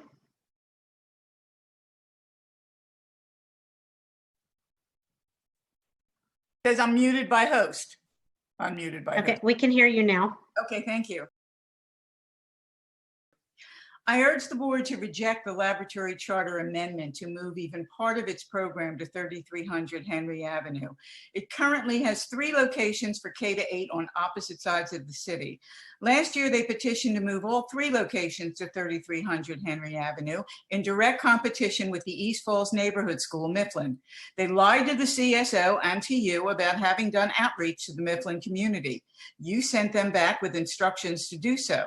Now Lab Charter is back claiming they did extensive outreach, which has been well refuted by many East Falls residents and parents. Having failed last year, Lab Charter hoped to appease East Falls by sending its K-5 to 926 Sedgley and 6-8 to 3300 Henry. Whether or not they did any due diligence at Sedgley Avenue, they certainly put off the East Falls community again. This continued disregard for the rights of existing district-run neighborhood schools to exist and improve, as well as ignoring the board's instructions, is not a good sign for them to honestly submit to district oversight in the future. Mifflin school teachers, parents, and community have worked diligently to improve the quality of the school close to where their children live, to quote Dr. Height, and are succeeding. You must deny this amendment, especially as to Henry Avenue. I'm also calling on the board to deny the renewal recommendation of People for People. Last year, you rejected their request for a second high school, and now you recognize that People for People should not even have any high school. However, People for People still does not meet either organizational or financial health standards. 22nd mark. Why have standards if you're going to ignore them? So I'm urging that, particularly in this time of financial peril, we need to support the local schools and not expand or renew any charters. Thank you. Diane Payne. Can you hear me? Yes, thank you. At last week's meetings, I asked the board a question that has not been answered. Will the board publicly commit to a leadership position on addressing only essential business during the pandemic's economic crisis? The public heard administration officials giving voice to this need, but without board leadership, the outcomes will be piecemeal and haphazard. Examples abound regarding action items both last month and this, which may not be essential. Please address why these action items are essential. Action item 4, laboratory charter schools move and expansion when their achievement scores are in watch for the last 2 years listed, and expansion will cost the district millions of dollars. Action item 5, community charter schools expansion request, when their achievement scores have been in intervene for the last 3 years. This expansion would cost the district about $1 million. Action item 22 and 27 for classroom modernization for over $18 million. The testimonials and many thanks for this is deserved. My question, when toxic abatement needs compete for modernization needs, which should be given priority? Action item 33 for district-wide repairs and maintenance increases an existing 2.5-year, $6 million contract to a 1-year, over $12 million contract. Action item 51 for hotel expenses for CETO conferences at $122,000, when we have no idea if we will even be able to be in school, let alone attend a conference. Action item 55, a ratification of a contract with Achievement First for PD at $10,000. Why is this essential? The total of just these expenses comes to about $32 million. Will you please publicly answer this question? 20 seconds left. District should be committed to only essentials. If so, what are your directions and guidance to administration in determining essential status before submitting action items? How can the public review action items and understand their essential nature? Thank you. Penny Nixon. Good evening, Dr. Height and members of the school board. My name is Dr. Penny Nixon, and I serve as the superintendent and CEO for Universal Schools. I am here tonight to respectfully request and give reasons why the school board should postpone any action on the non-renewal recommendations for Universal Bluford and Universal Daroff.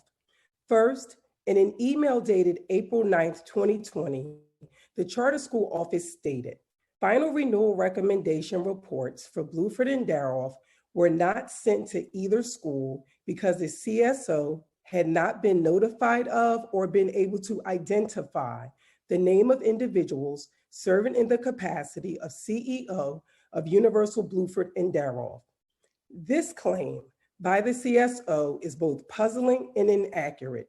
In my capacity as superintendent of Universal Schools, I have been the CSO's point of contact for the charter renewal, previous charter renewals, and the recipient of all ACE reports in the past 5 years. Therefore, it is not clear as to why the CSO would not have sent the reports to me, or at least have contacted my office to ascertain where the final report should be sent. Second, after numerous requests to the CSO, the schools were granted 5 days to respond to the renewal recommendation reports. Given the current working conditions, a response in 5 days was not feasible or fair. Finally, an examination of the reports for both schools reveal that there are several instances of bias in 20 seconds left and unfair scoring that warrant a detailed response. An action taken by the board tonight would rob both Bluford and Daroff of their due process to have an opportunity to respond to the CSO's non-renewal recommendations. I urge you. Crystal Gary Nelson, please.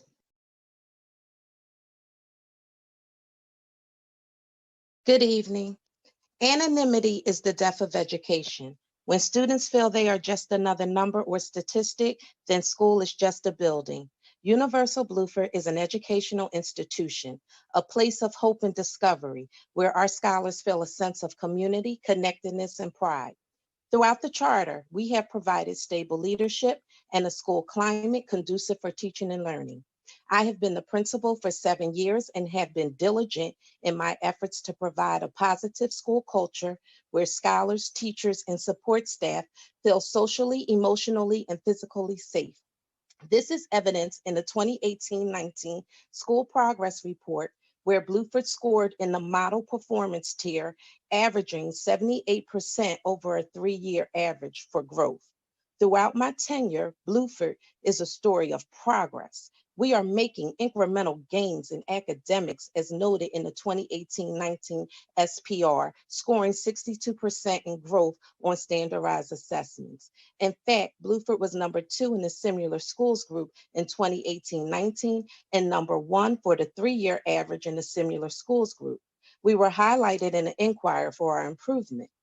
In 2016-17, Bluford was recognized as a peer leader, and in 15-16 was awarded the Keystone Achievement Award.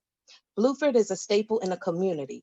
Our Family Student Resource Center offers monthly parent workshops, feeds between 50 to 75 families on a monthly basis, and fosters strong partnerships with the community. Our school-based health center is equipped with a nurse practitioner 20 and an seconds asthma left. coach to medically treat our scholars and maintain their well-being. In closing, I am respectfully requesting a 5-year renewal with conditions to improve on the paperwork infractions that were noted in the final charter renewal. Bluford is ahead of the curve for a community school model and is poised to continue. Our next speaker is Christina Curtin. Good evening. My name is Christina Curtin. I'm a first grade teacher at Universal Bluford Charter School with the Masters of Education in Curriculum and Instruction. This is my 10th year teaching and my 7th year teaching at Bluford. I'm speaking today regarding the non-renewal of Universal Bluford.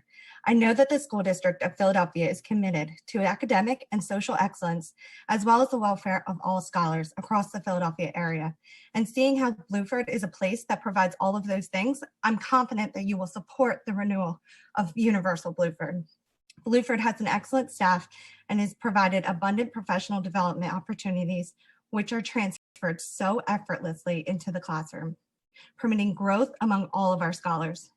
Bluford's curriculum includes balanced literacy program that uses research-based elements of comprehension, vocabulary fluency, phonemic awareness, and phonics. It includes instruction in a combination of whole group, small group, and one-on-one for reading, writing, speaking, and listening. The same instruction also applies in our math curriculum, which has provided our scholars with overwhelming excellence. I confidently speak for all of our teachers when I say the growth that we see each year across the board is exponential, and that's not just academically. Our home, Bluford, is a place where our scholars feel safe and loved.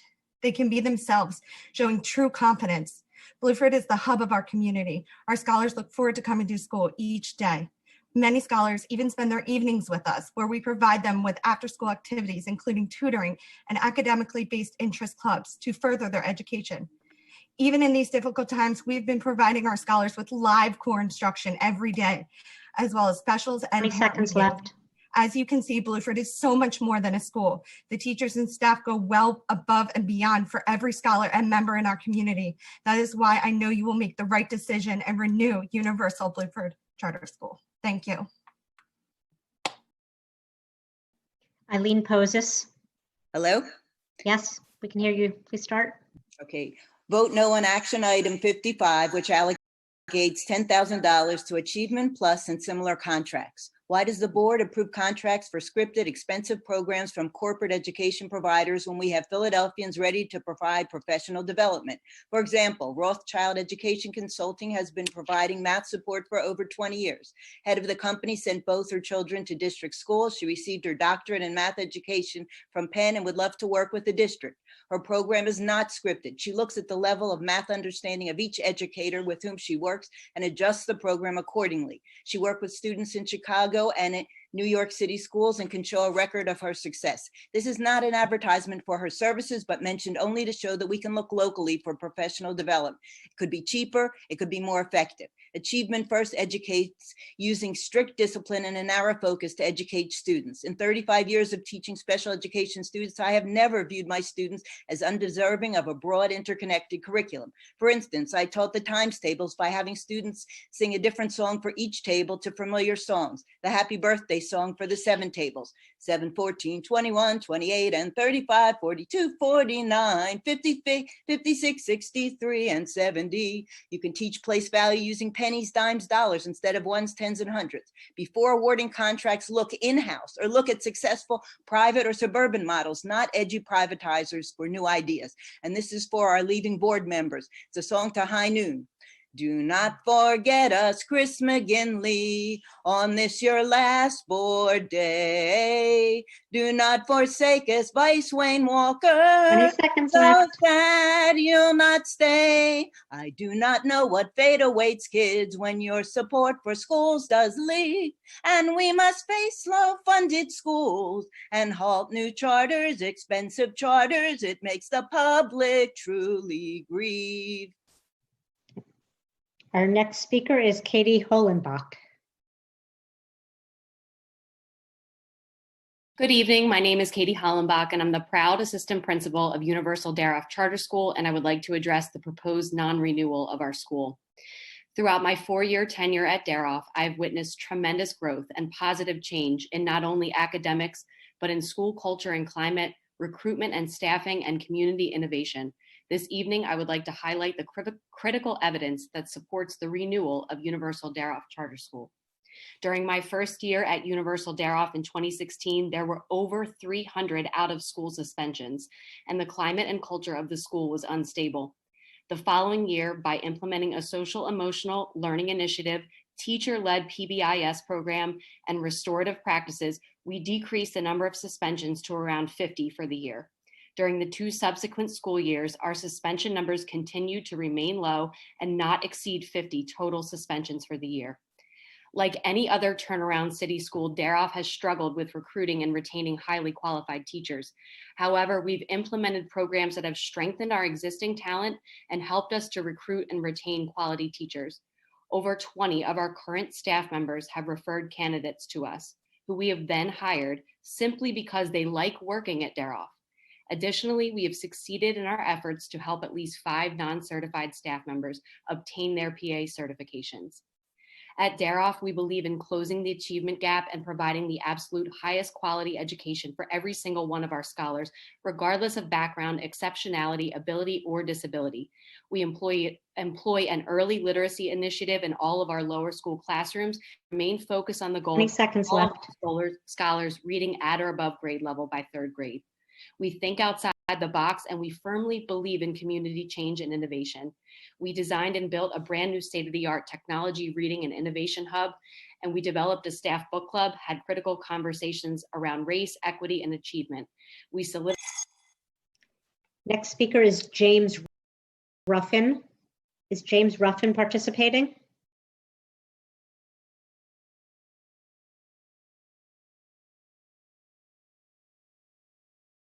Okay, we're going to move to the speaker after that, Francisco Echevarria. Hello, can you hear me? Yes, is this James Ruffin or Francisco Echevarria? This is Francisco. Thank you. You can start. Good evening. Thank you for giving me this time to speak on why Universal Daroff Charter should be renewed. I've been a part of Universal Daroff Charter School family for 11 years. I started as a paraprofessional in the life skills classroom and now teach in 2nd grade for the past 3 years. I have seen the school thrive with greatness and experience failure to rise once again, which is not an easy task, but we are continuing today. I read in an article that the primary role of a teacher is deliver instruction that helps students learn, but how? To accomplish this at Daroff, we are advised daily by our leadership team to prepare effective lessons, grade student work, offer feedback, manage classroom, hold guided reading groups. And that's not even everything. We do this faithfully every day. However, nothing is perfect and everyone has their bad days, whether it may not be visible, no matter how hard you try. We expect our scholars to muscle through and give their very best at Daroff, not just the bare minimum, because you are not learning if you're not challenging the brain growth mindset. And there can be seen in the decrease of suspensions and growth in testing. We are working with them every day and not just kicking them back out into the community. Not only am I a teacher here at Daroff, but I'm also a parent of 2, one being autistic. I'm often asked would I allow my sons to attend my school, and for me that was a yes. Both are enrolled, and not only my sons, but my nieces and nephew.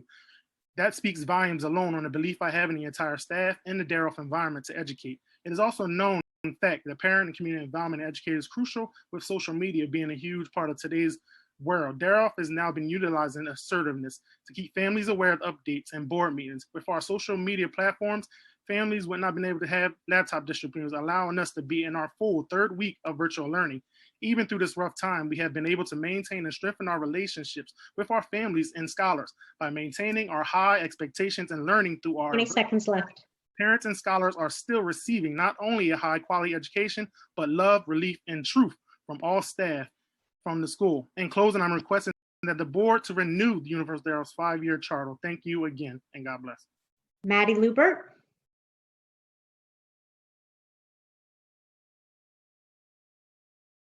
Is Maddie Lubert here?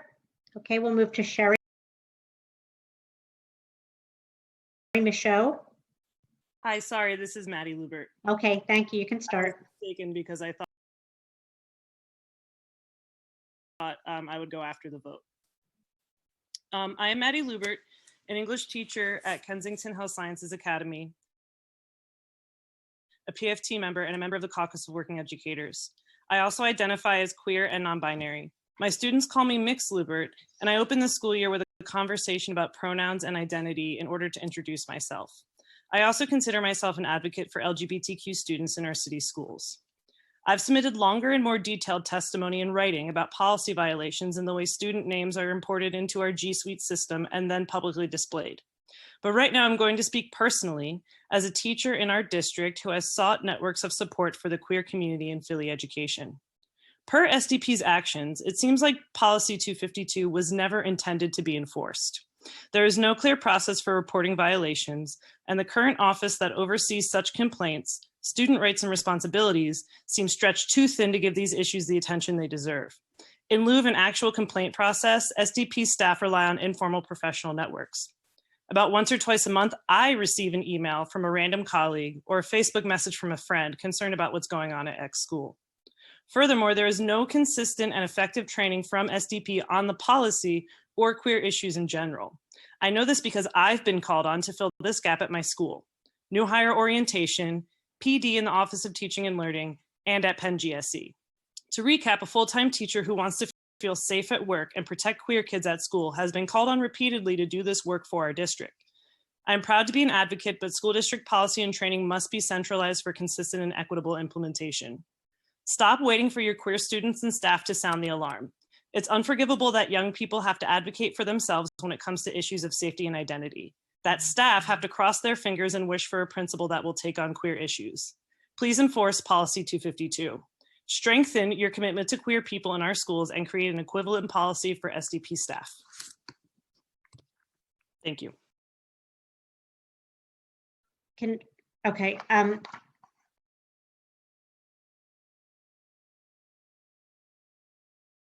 I apologize to Maddie Lubert for that. I believe we're going to move on to the rest of the business of the meeting, actually, rather than calling more speakers at this time, and we will return to the rest of the speakers later. That's because the rest of the speakers, can we just take all the speakers? Sure, I've been getting conflicting messages during this. That would be fine. So I'll call the next one, Sherry Michaud.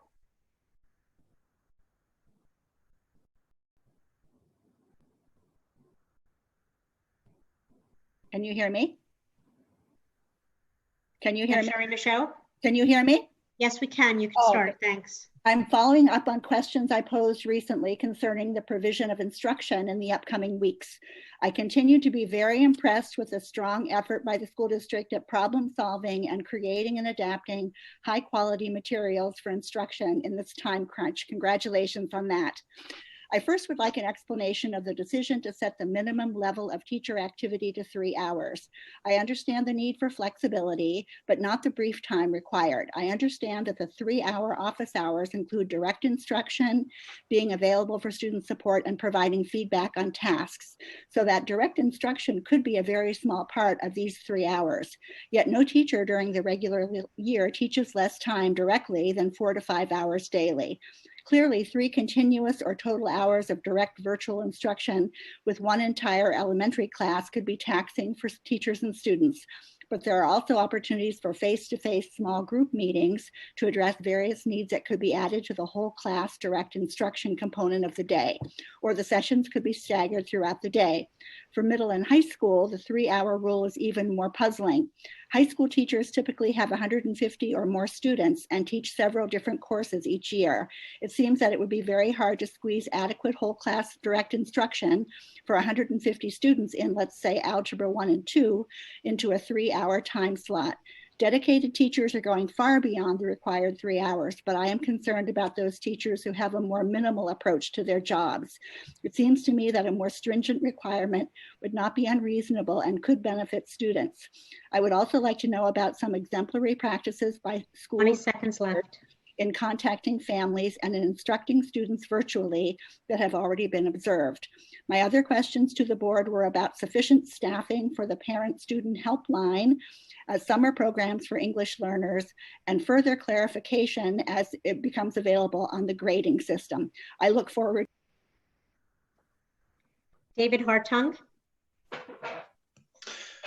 Hello, I'm a community organizer and former school district teacher, and I concur with and affirm the overwhelmingly expressed community concern regarding the efficiency of the allocation of school district funds, and urge the school district to prioritize the fundamentals of our education ecosystem, which are student faculty ratios, which are commensurate with the needs of students living in an unprecedented time, many of whom are experiencing the ravages of poverty and racism.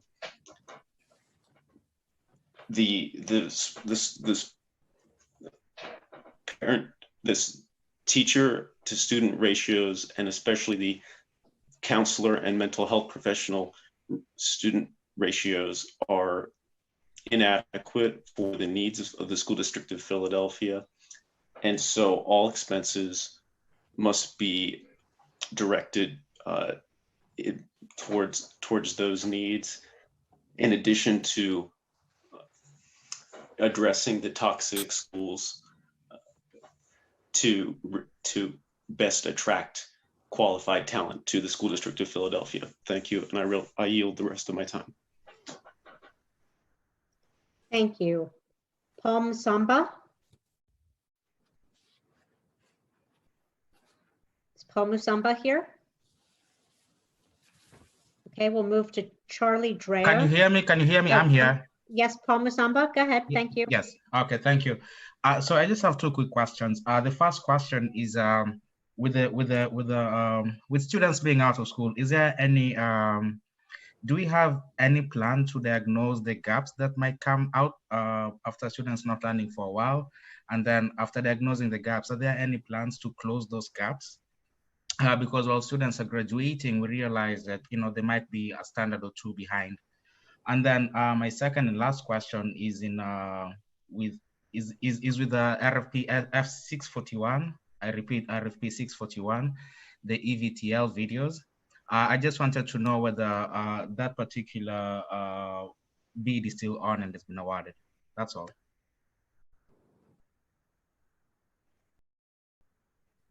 I yield the rest of my time. Thank you very much. Charlie Dreher. Is Charlie Dreher here? Okay, the next speaker is Cecilia Thompson.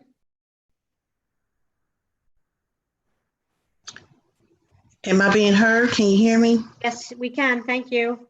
Thank you. First, I would like to express my sadness, appreciation, and gratitude for having the opportunity to work with both board members Walker and Dr. McGinley. Your leadership for the two of you will be greatly missed. Now going into my testimony, remote learning will not work for some of our students living with autism and ID because in their minds, since there's no school, there's no homework, some of them can't do the remote learning. So there needs to be an alternative way to provide education. Betsy DeVos did not provide any waivers for special education. So these services should be handled. But the letter that I received that says parents said due to the closure of our schools and mandatory public health measures such as social distancing, it may not be possible to implement your child IEP as it's currently written, notwithstanding our good faith efforts. I don't know what good faith effort means, but for those teachers who are going out their way to make sure our students are educated, this is an out for those teachers who do and related service providers who do not want to provide for our children, and that would be just criminal. I noticed, Dr. Height, that when you have your Wednesday Facebook page and people are asking you questions about what about the IEPs or what about the IEPs, you're dodging it. And for that, I'm just disappointed. So I hope there is some clarification between this letter and the continuity 20 seconds. education plan that's posted on the website. And I did not see anything under digital learning or Office of Specialized Services website saying what supports are being offered to students with disabilities. Thank you, appreciate it. Coleman Poses. Hello? Yep, we can hear you. Go ahead. Okay. Dear board members, given the severity of the current coronavirus crisis, many prudent voices are encouraging registered voters to vote by mail in the primary on June 2nd. Registered student voters can apply for a mail-in ballot online or request an application by phone. Unregistered eligible students can also apply to vote online or request an application by phone. Would it therefore be possible for the district to use whatever means, digital, telephone, or mail, that you currently use to communicate with graduating and rising seniors to inform eligible voters of these possibilities in the weeks ahead? I have attached a sample letter that includes links to the relevant tools in the email that includes my testimony.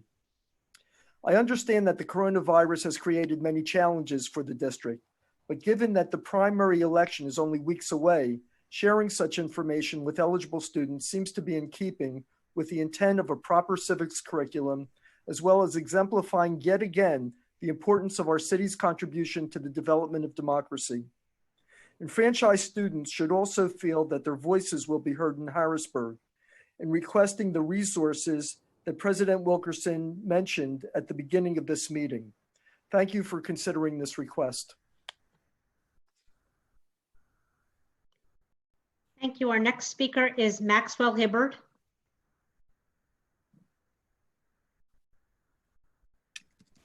Is Maxwell Hibbard speaking? Hello. Thank you. You can start. All right, good evening. In my 9 years as a Philadelphia public school student, and in my mere 8 years as a Philadelphia public school teacher, this is without question the greatest challenge I have had to endure as a teacher in this great district, city, and community. As adults, we can never know how hard it is for young people who are coping with this crisis. We can never know how difficult it is for the very students who, some teachers, even in the midst of a crisis that has taken the lives of over 50,000 American people, are quick to label as lazy or entitled when complaining about their inconsistent participation in online learning. We teach students whose parents and loved ones are our essential healthcare heroes, risking their lives every single day. They worry about them constantly. We teach students who now have to raise their siblings and cousins while their parents are out risking their lives to serve others.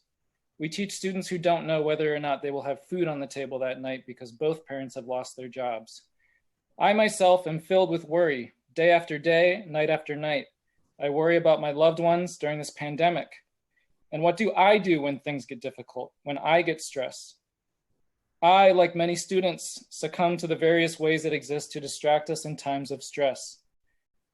And so this is a call to let go of our tendency to measure success by a number, whether it's the number of students attending our classes or the number of minutes that a student has spent or not spent using an online program. I ask that we extend grace to ourselves and most importantly to our children who are all doing the best that they can with the resources they have. To my fellow teachers, we are essential. It's why we chose this work. Thank you. Thank you. Rashida Perry.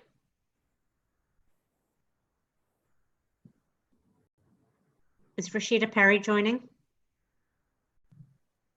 Okay, our next speaker is Matthew David Miller.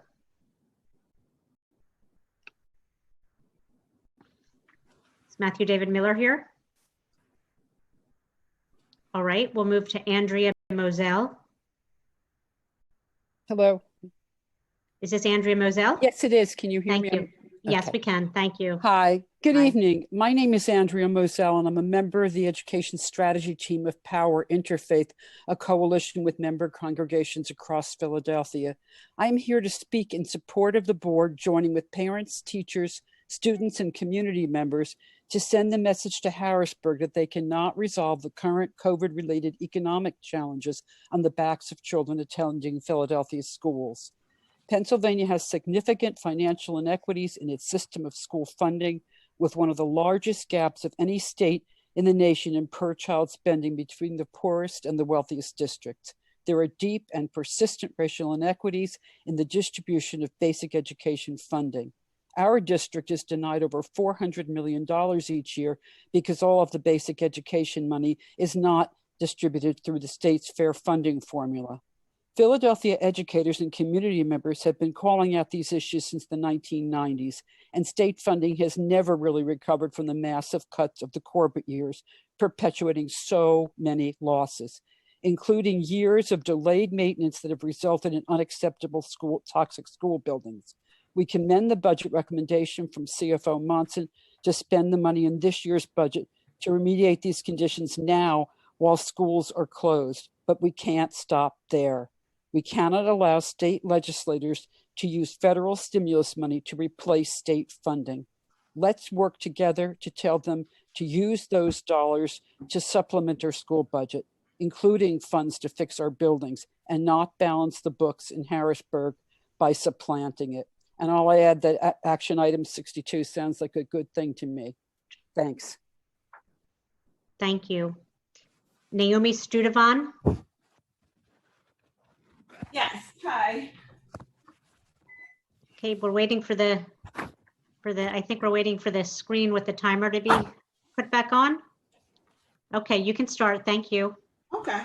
When speaking on the education plan and grading, words such as continuity and consistency were used. However, a plan that also uses the words some and may do not offer either continuity or consistency of education. Many parents are frustrated for the lack of transparency and direct information provided to them. Although information is posted on the website, as we already know, many families do not have access to the internet, and many cannot easily navigate the internet. Important information should be provided to parents via direct email and or robocalls. I also ask that the board considers funding internet access reimbursement for this funding or direct funding for internet services for families. Please provide transparency and true consistency so that the idea of continuity can be realized. Parents need a true plan in place before they can comfortably move forward. Will ESY be available during the summer? If buildings are not open, will it be provided virtually? Are you truly turning to establish cyber schools for guidance so that you are not attempting to reinvent the wheel? As someone who supports parents in navigating this system, even I am frustrated with the lack of information and directions provided. This is going to increase the gaps and deficits between students of schools through the district and even within each school, when teachers are not provided with strict guidelines as to how often they're supposed to present direct instruction, as well as supports concerning special education. Thank you. I yield the rest of my time. Thank you. Carol Kalimnik. Is Carol Kalimnik here? Okay, moving to the next speaker, Barbara Dowdall. Is Barbara Dowdall here? All right, and then moving to our next speaker, Zakia Royster. I'm here, Barbara Dowdall. Oh, okay. Go ahead. Thank you. Oh, sorry. We have a power outage in Germantown, so we're having problems. So Okay. although Hold on, I need to make sure that the timer is working. okay. As soon as you, yep, go ahead. Okay. So although today is the last day of School Library Month 2020, allowing us to celebrate only one of the 30 days, This proportion accurately represents the situation in Philadelphia public schools. One professionally staffed library for every 50 schools.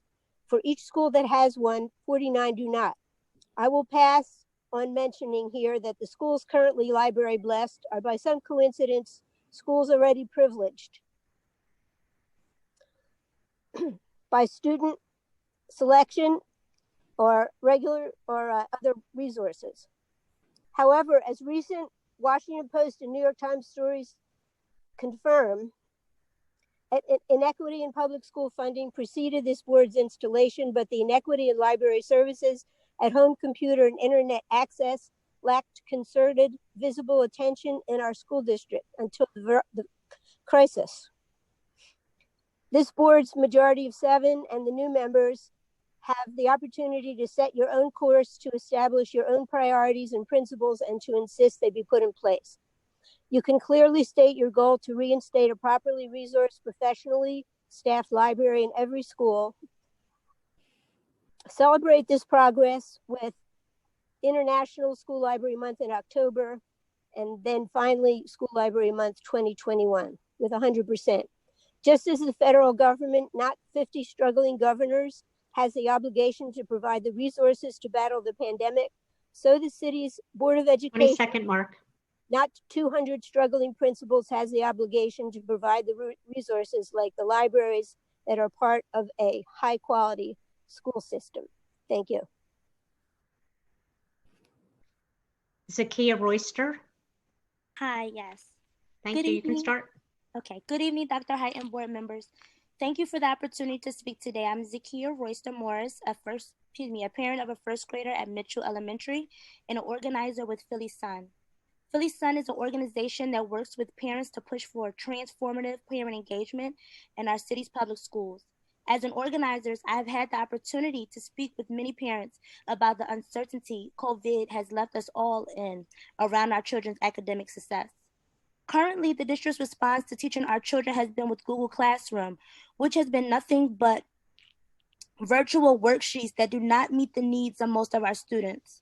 PowerPoint slides are not an inclusive teaching method for anyone.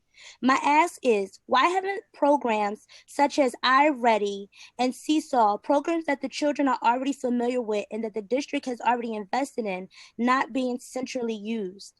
This is not the time to overwhelm our teachers, students, and their families with more work by having to learn and navigate a new system.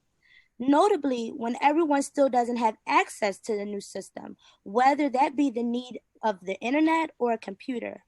In addition to that, has the district considered mailing out Chrome laptops and having to have a signature so that families who could not travel to a school or 440 to pick up one?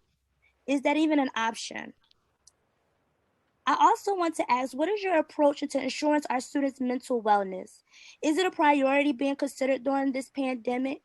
Our students are the ones being critically affected by the closing, yet they're the last to be consulted on how to cope and keep up. I believe it's in the best interest of our people, thank you, to implement weekly virtual recess and counselor check-ins so students can have the ability to talk to their classmates regularly outside of just a supported learning time.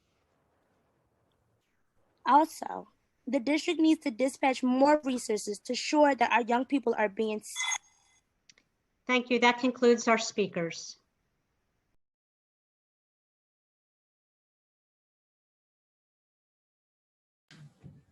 I want to thank everybody who took the time to make a presentation to us this evening. During these times, it's difficult to respond specifically to the issues that are raised, but the district makes a real effort to take your questions and respond to them in Dr. Height's weekly Facebook video that's held on Wednesday. The district also has a radio show on WURD every other week, and we use those opportunities as a chance to communicate and respond to a lot of the questions raised. So I want to thank you for all the input. It's now time to discuss and vote on this month's action items. Before we begin, I want to talk about how we'll be grouping tonight's items. First, I'd like to point out that action item 1, the resolution of the Board of Education and the directors of IU's 26, and action item 5, Community Academy, Philadelphia Charter School, and action item 16, administration's recommended termination of professional employees have been withdrawn. And action item 58 is a review of proposed board policies. And at this point, it's just a proposal. We won't be voting on it until next month's action meeting. Action item 1 was withdrawn by the superintendent after sharing that he would not be seeking to renew the emergency powers that were granted last month. Action item 5 is the renewal of Community Academy Philadelphia Charter School is being withdrawn. That is a charter that was proposed for renewal, but it also included an amendment to add additional seats. Since that issue was first raised, the district has faced dramatic changes in revenue and want to revisit that item before bringing it before the board. I will put the personnel items, that's action items 14 and 15, the charter items 4, 6 through 9, and 57, and action item 13, and action item 22 and 27 will be pulled out of the consent agenda. And before we begin voting on items, do any board members have additional items they'd like to have voted on separately? President Wilkerson, I don't have any additional items, but I was wondering if you can repeat it just one more time and a little more slowly, please. Okie dokie. So we'll be voting on charter items separately. We will pull out personnel items, that's 14 and 15. The charter items are 4, 6, 7, 8, 9. Action item 57, action item 13, and action items 22 and 27 will be considered separately. Are there any other items that members would like to have considered separately? Yes, Madam President, I think it was was item 4 included in that list? Can you pull up item 4? That's the laboratory item- charter? That's a charter. Item 4 is being pulled out and will be handled Okay, separately. It's one of the thank you. charter items. Thank you. Let me make sure I'm straight on this. Right, action items 4, 6 through 9, and 57 are the charter items. And then there are no other items that'll be pulled out. Thus, board members, can I have a motion and a second to vote on action items 2, 3, 10 through 12, 17 through 21, 23 through 26, 28 through 56, and 59 through 62? So moved. Second.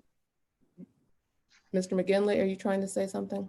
No, I was just moving it, but it's fine. Somebody else got it. Okay, it's been moved. Is there a second? Second. Thank you. It's been moved and seconded that items 2, 3, 10 through 12, 17 through 21, 23 through 26, 28 through 56, and 59 through 62 be adopted. Are there any questions or comments on any of these items? Hearing none, board members, it's now time to vote on the items, and I'll ask Ms. Rath to please call the roll.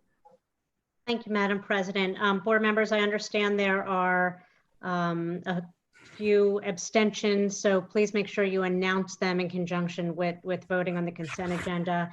Board members, just again, you're voting on 2, 3, 10 to 12, 17 to 21, 23 to 26, 28 to 56, and 59 to 62. Ms. Danzy? Yes. Ms. Ahaya Hinton? Yes. Ms. Fix Lopez? Hold on. Give me 1 second. Yes to all, except I'll be abstaining to action item number 52 with the University of Pennsylvania. Thank you. Mr. Huang? I plan to abstain on action items 40, 43, and 52. I am a yes to all others. Thank you. Dr. McColgan? Yes. Dr. McGinley, Yes. Dr. McIver, Yes. Vice President Walker, Yes. President Wilkerson. Yes. Okay, I'm going to do the best I can with my math.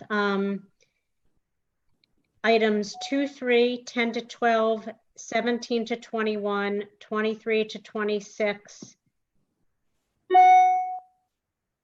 28 through 39, 41, 42, 44 through 51, 53 through 56, and 59 through 62 all pass unanimously.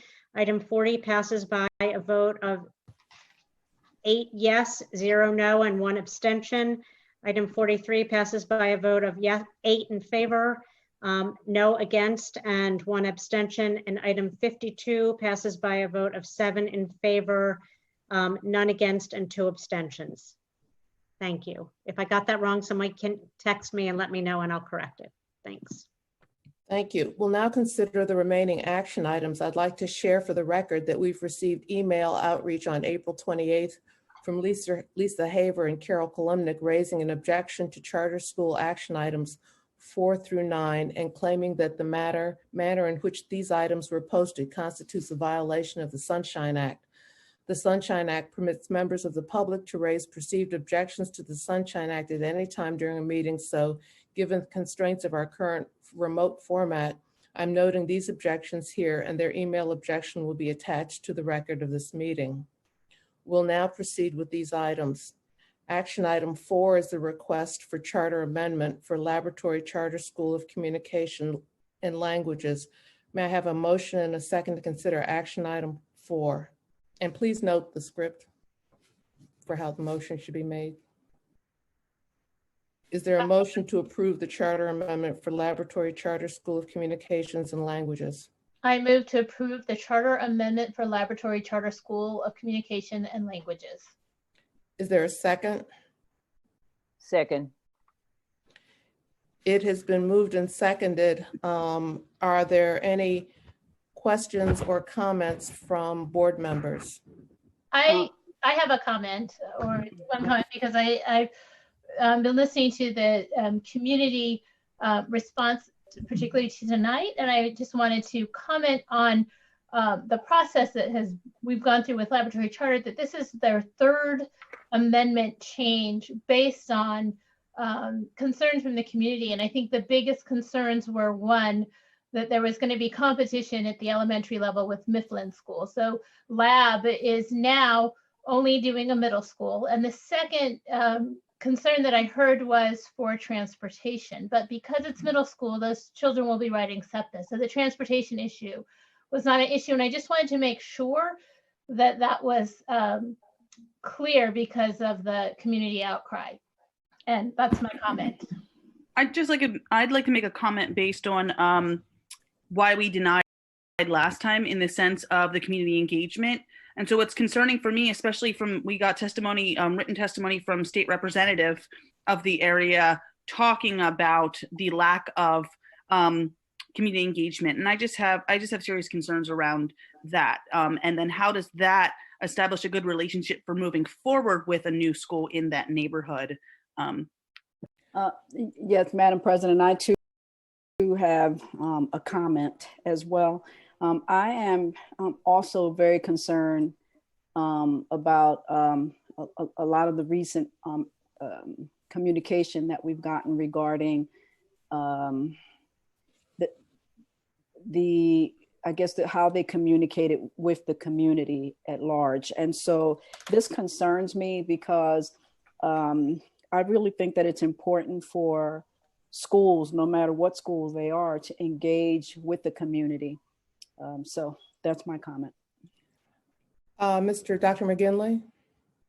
I also will be voting no on this resolution and would hope that the school comes back with just an amendment request to move the elementary school to the location that they've identified for the elementary school. It is very clear to me that they have not done the local work in the community to move the middle school to that campus. Are there any other comments? I'd like to share my thoughts on it. I'm a 30-year resident of East Falls, and so this is my community. And I share the sentiment that was expressed regarding Mifflin School. Mifflin School really is a jewel in our neighborhood. And over the years, I've seen the community rally behind Mifflin. I've recently joined an organization of senior citizens. I don't know why they let me in, but joined an organization of senior citizens that provides reading support. I think there are over 40 members of the organization that provide reading support to the children in Mifflin School. And so I was particularly concerned that whatever goes into the community not compete with the wonderful progress and the community support for Mifflin School. And so I appreciate that the charter school office was able to work with Laboratory Charter School and tailor the age ranges that go into the community so as not to compete with the Mifflin School. I also went and looked at the kind of enrollment that Hebrew Charter School, which is also on the site, has had since it moved on to the site, and noticed that children have not chosen to go there. The neighborhood children are in fact committed to Mifflin School and going there. I was also concerned about the transportation issues. Transportation issues in East Falls are real.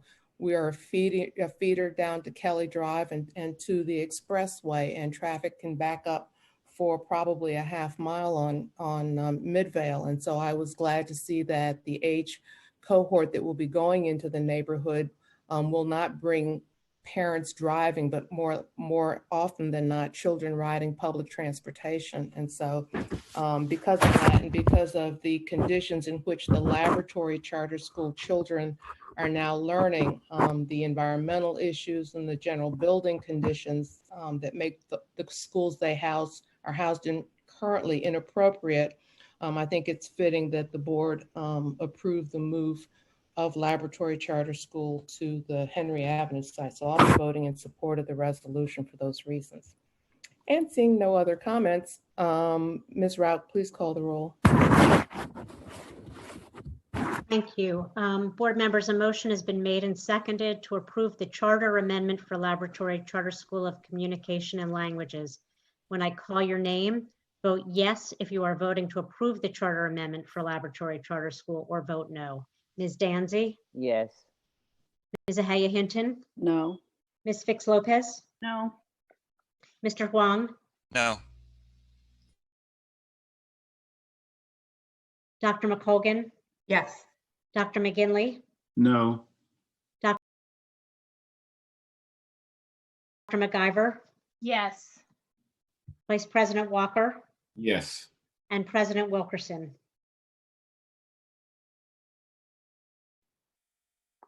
President Wilkerson, your vote? We got a Yes. thumbs up, but okay, thank you. The motion passes by a vote of 5-4. Thank you. The next item on our agenda is action item number 6, which is the application for charter renewal for the Northwood Academy Charter School. May I have a motion and a second to consider action item 6? I move to approve the renewal charter for Northwood Academy Charter School effective July 1, 2020. Second it. Are there any comments or discussion, questions? Seeing none, Ms. Rout, please call the vote. Board members, a motion has been made and seconded to approve the renewal charter for Northwood Academy Charter School effective July 1, 2020. When I say your name, either vote yes if you're voting to approve the renewal charter for Northwood Academy Charter School effective July 1, 2020, or vote no. Ms. Danzy? Yes. Ms. Ahaya Hinton? Yes. Ms. Fix Lopez? Yes. Mr. Huang? Yes. Dr. McColgan? Yes. Dr. McGinley? Yes. Dr. McIver? Yes. Vice President Walker? Yes. President Wilkerson? Yes. Thank you. We'll now consider action item number 7, the application for charter renewal for People Charter School. May I have a motion and a second to consider action item 7? I move to approve the renewal charter for People Charter School effective July 1, 2020. Is Second. there a second? Thank you. It's been moved and seconded. Are there any questions or comments, any discussion on this item? Seeing none, Ms. Rout, please call the vote on item 7. Yes, board members, a motion has been made and seconded to approve the renewal charter for People Charter School effective July 1, 2020. When I call your name, vote yes if you are voting to approve the renewal charter for People effective July 1, or vote no. And I note there are 2 abstentions on this action item, so please state them if you are abstaining. Ms. Danzy, Yes. Ms. Ahaya Hinton, Yes. Ms. Fix Lopez, No. Mr. Huang, Abstain.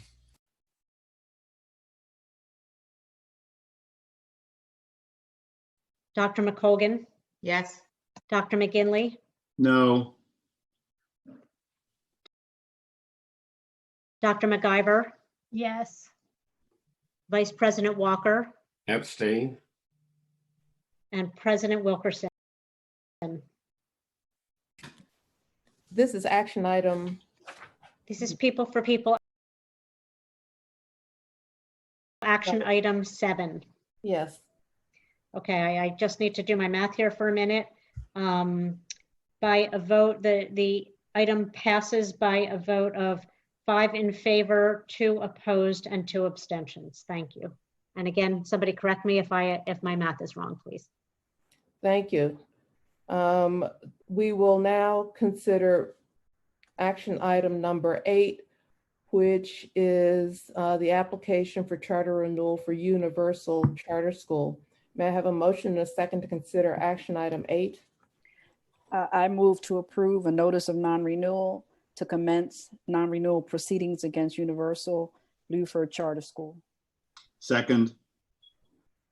It's been moved and seconded. Are there any comments or questions by board members? Any discussion? The board will now vote on action item 8. Ms. Rout, would you please explain how we will take this vote, and then please call the roll? Yes, certainly. Board members, this is one I want you to really listen carefully because of potential double or triple negatives. A motion has been made and seconded to approve a notice of non-renewal to commence non-renewal proceedings against Universal Bluford Charter School. When I call your name, vote yes if you are voting to approve the notice of non-renewal to commence non-renewal proceedings against Universal Bluford Charter School, or vote no. Ms. Danzy? No. Ms. Danzy, you voted against the motion? You voted no? No. I couldn't hear. Thank you. Ms. Ahaya Hinton? Yes. Ms. Fix Lopez? Yes to deny, or yes to non-renew, I'm sorry. Okay, thank you. Mr. Huang? Yes. Dr. McColgan? Yes. Dr. McGinley? Yes. Dr. McIver? Yes. Vice President Walker? Yes. President Wilkerson? Yes. Okay, thank you. The motion passes by a vote of 8 in favor and 1 opposed. We'll now consider action item 9, the application for charter renewal for Universal Daroff Charter School. May I have a motion and a second to consider action item number 9? I move to approve a notice of non-renewal to commence non-renewal proceedings against Universal Daroff Charter School. Second. Second. Are there any questions or discussion on action item number 9? Hearing none, the board will now vote on action item number 9. Ms. Rout, would you please explain how we'll take this vote, and then please call the roll? Yes, thank you. A motion has been made and seconded to approve a notice of non-renewal to commence non-renewal proceedings against Universal Daroff Charter School. Board members vote yes when I call your name if you're voting to approve the notice of non-renewal to commence non-renewal proceedings against Universal Daroff Charter School, or vote no. Ms. Danzy? Yes. Ms. Ahaya Hinton? Yes. Ms. Fix Lopez? Yes to non-renew. Mr. Huang? Yes. Dr. McColgan? Yes. Dr. McGinley? Yes. Dr. MacGyver, Yes. Vice President Walker, Yes. President Wilkerson. Yes. Thank you. The motion passes.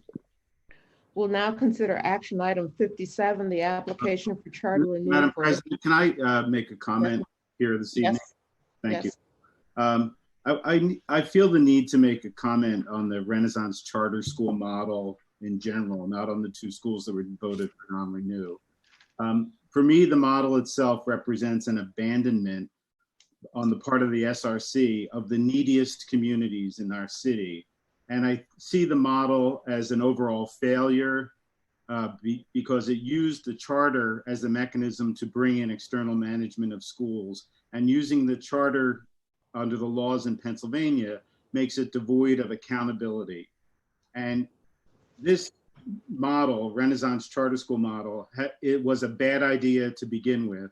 And the track record of these schools demonstrates that there was no accountability built into the model. And I am asking the board this evening to adopt a resolution to direct the administration to retire the Renaissance Charter model. President Wilkerson, I'd like to second that to consider. It's been moved and seconded. If it is added to the agenda, we'll have to take additional comment. I would suggest that we hold this, although I appreciate the movement by Mr. McGinley, Dr. McGinley, the badass educator.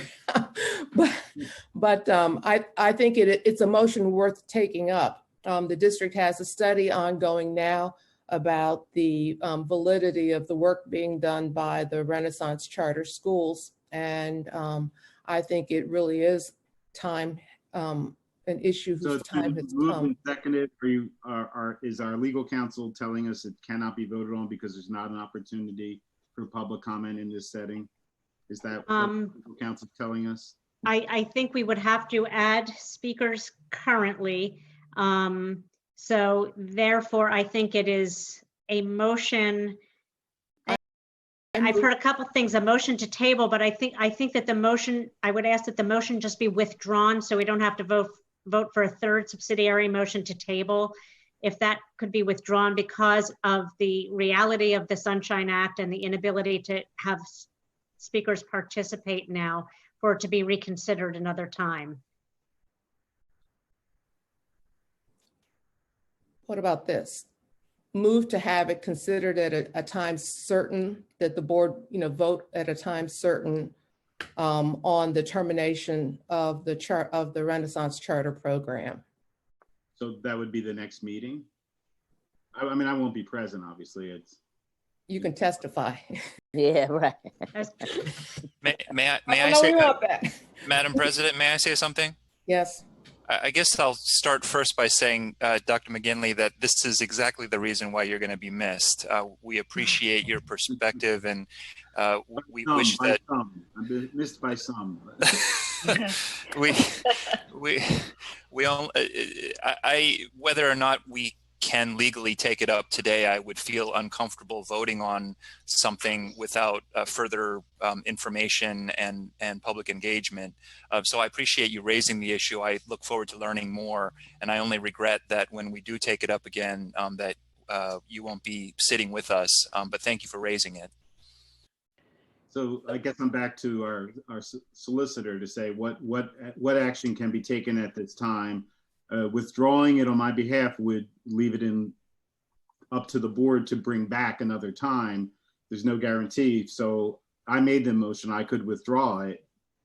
And if Mallory agrees, since she seconded it, but there's no assurance that the board would do it. I will offer an amendment to your motion to have it considered at a specific meeting. Next meeting, or?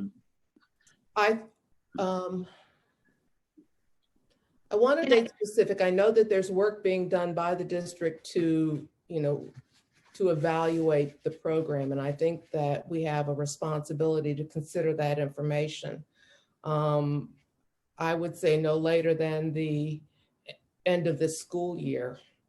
have it considered by the board for official action. So When does the school year end? withdrawing that. If I would offer it as an amendment to your resolution. Madam President, may I also chime in here just for a second? And I appreciate the recommendation. And as Dr. Kinley is aware, we haven't done this for some time now as we've been through the process. However, I do think that it is also contained in a set of comprehensive policies that may also need to be considered. And so I don't know if the appropriate place is at the board meeting or at the policy committee meeting. I know policy 142 and 141 both contain language around the Renaissance Charter, and not sure if this should not also go through the policy committee for consideration. And Dr. McGinley, I can guarantee you that I will make the commitment to make the motion within the next 6 months. I want to give the district a little more time to things. If it has to go, I mean, Dr. Height, with due respect, those policies are not well followed, but I hear you, and I withdraw the motion. Thank you. Then I guess we have a chair of the policy committee. If we could put this on the schedule for consideration at a policy meeting, we have I don't know what the schedule is for meetings, but I'd like to see it considered before the end of the year, because I think our next meeting is May 14th. I'm not sure if that could be put on the May 14th agenda as looking at those policies, because those policies have to be posted May 7th. So that would only give us 1 week to amend those policies. And I would have to talk with our staff to see if that's even a possibility. I'm not sure when our next meeting after that is. It's probably May, June. It's probably in August. But we can look to put it on that agenda. And I was actually going to say the same thing. Maybe we could make it amend the motion to, get that on the next policy meeting. But if Chris is withdrawing the amendment, the motion. So we will look to put it on the meeting following the May policy meeting. The next item. Madam President, I think where we are is 57. Action item 57, I believe. Oh no, I'm sorry. We hadn't gotten to action item 57. After action item, it's time for action item 57, right? Dr. McGinley made a motion, right. Then he withdrew it after discussion, so we can move on. I'm sorry to interject. Wait, may I have clarification? Did we voted on the DAROF? Yes. Okay. We voted and that was passed by a vote of 9-0. 57, the charter renewal for Imhotep Institute Charter High School. May I have a motion and a second to consider action item 57? I move to approve the renewal charter for Imhotep Institute Charter High School effective July 1, 2020. Second. Board members, it's been moved and seconded. Are there any questions or is there any discussion on that item? Ms. Rauch, please explain how we'll take the vote and then please call the roll. Yes, a motion's been made and seconded to approve the renewal charter for Imhotep Institute Charter High School effective July 1, 2020. When I call your name, board members either vote yes if you're voting to approve the renewal charter for Imhotep Institute Charter High School effective July 1, or vote no. Ms. Danzy? Yes. Ms. Ahaya Hinton? Yes. Ms. Fix Lopez? No. Mr. Huang? Yes. Dr. McColgan? Yes. Dr. McGinley? No. Dr. McIver? Yes. Vice President Walker? Yes. President Wilkerson? Yes. Thank you. The motion passes by a vote of yes in favor and 2 opposed. Board members will now consider action item 13. This is a proposed amendment of the contract with the Fund for the School District of Philadelphia for $600,000 for a 3-year renewal. Is there a motion to approve? So moved. Is there a second? Second. It's been moved and properly seconded. Are there any comments? I have a comment. I have deep respect for the good work that the fund has done, but I do not think that now is the time to increase funding from the school district to the organization.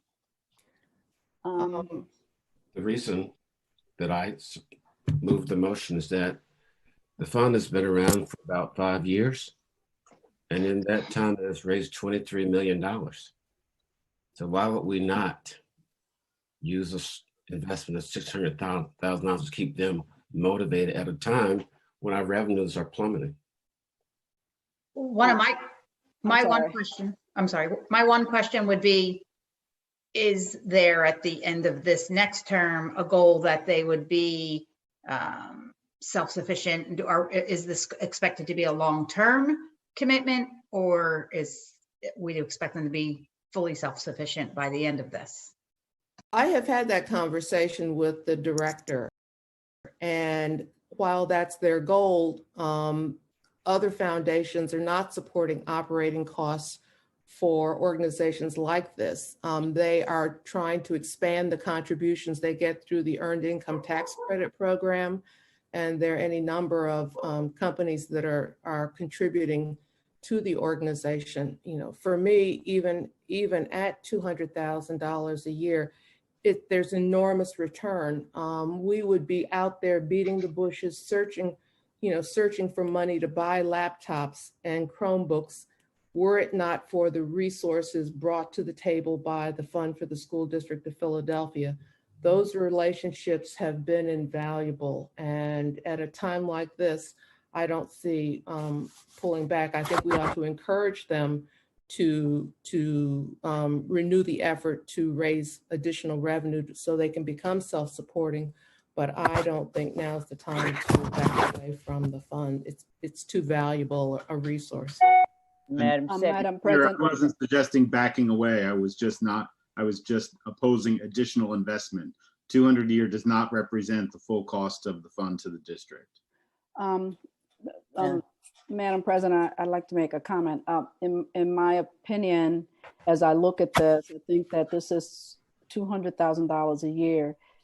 Is kind of, we have to, it's a long-term, it's an investment, right? And it's an investment that I believe has garnered with the 23 million and other work that they have done. We have to be able to see far enough that right now we're dealing with what we're dealing with. And if we're doing this by ourselves, we're going to need somebody or a group like the fund to help us raise money that we're dependent on government and state, local funding. This is an opportunity to raise money outside of that. So for that reason, I would be voting yes on that one.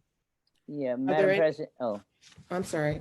No, I was just going to say, as Ms. Gia Hinton had just said, right now we're in a state of crisis. We're going to be begging for money all over the place.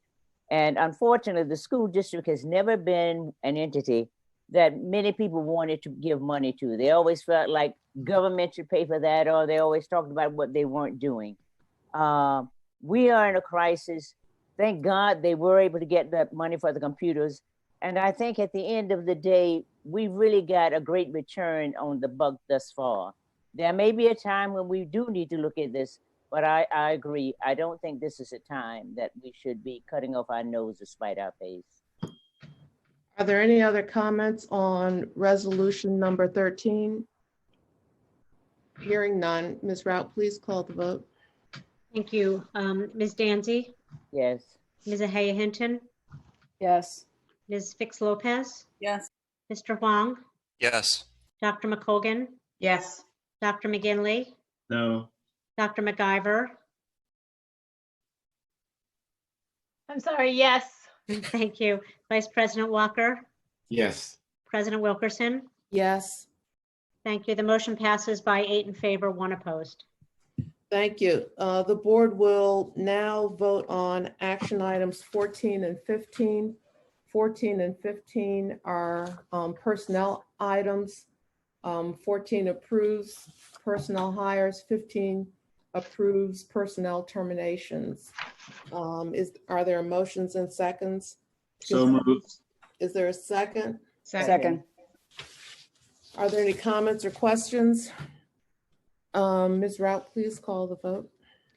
Ms. Danzy, Yes. Ms. Ahaya Hinton, Yes. Ms. Fix Lopez, Yes. Mr. Wong, Yes. Dr. McColgan, Yes. Dr. McGinley, Yes. Dr. MacGyver, Yes. Vice President Walker, Yes. President Wilkerson. President Wilkerson, you're on mute. We couldn't hear your vote. Yes. Thank you. Board members will now consider action items 22 and 27. Can I have 22 and 27 both pertain to classroom modernization issues? Is there a motion and a second to consider moved. action items?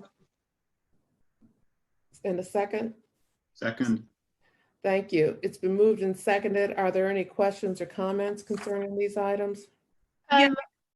Yes, and I think Mallory, I'm just going to hand it over to you because I do want to hear once again the reasoning why we pulled these out for consideration. So Mallory, yes. Yeah, so I had asked for these to be pulled out. I want to make it very clear that I believe classrooms should be modernized. I read the testimony from the teachers and from, I believe there were some principals in there and others who submitted the testimony. I'm 100% with that. For me right now, it is the timing of it and the capacity issue. So there are so many unknowns right now. We are going to have to redo bus schedules. We are going to have to redo maintenance schedules. We're going to have to, look at all the way our faculty and our staff are accessing the buildings. We're going to have to be thinking of social distancing policies and how we have to think about hand washing sinks. My understanding with the mandates for when schools do reopen in new form, that hand washing sinks are going to have to be even more readily available and different hygiene stations. But at this point, I think we can all agree is we don't know. And so, but what we do know, we know that our operations department is scarce and we're under capacity. We know that our maintenance department is scarce. We know that all of those areas that we need, and especially in our environmental area, is scarce. We also know that we're going to have a new COO. We also know that the leader of our environmental department is newer. We have a lot of new staff there or we're understaffed in those areas. I think it would be irresponsible simply from a capacity issue for us to open up 11 schools for modernizations when we don't have to this year. That money is capital money. That money will be there next summer, in summer 2021. I'm not advocating to not do the modernizations. I'm advocating to pause them and wait until next summer when we know.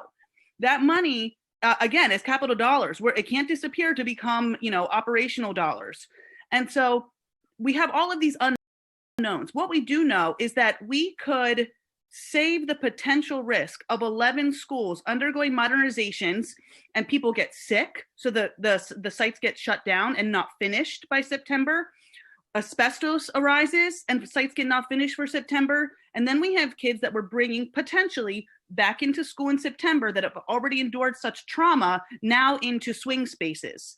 I just don't understand. I think it'd be irresponsible for us to even put ourselves in that situation. Why would we open that can of worms in a time that is so unknown? And so for me, it's not an issue of modernization at all. It is 100% issue of the capacity at this time. Madam President. Yes, Ms. Danzy. May I say, I understand with what Mallory says, and she's right, there are a lot of unknowns, but there are also some knowns. And that is that our young people are going through some of the most stressful times that they will ever probably experience. There would be nothing greater than for those young students to walk into a classroom that looks like sunshine, that looks like something new and bright for them, because right now their world is looking dark. And I think that in this sense, it's a wise investment to help offset some of the trauma, some of the things that they're going through. Their classroom appearance makes a big difference. And so I think that it is something that, while there are a lot of unknowns, this is an investment worth the risk. Thank you.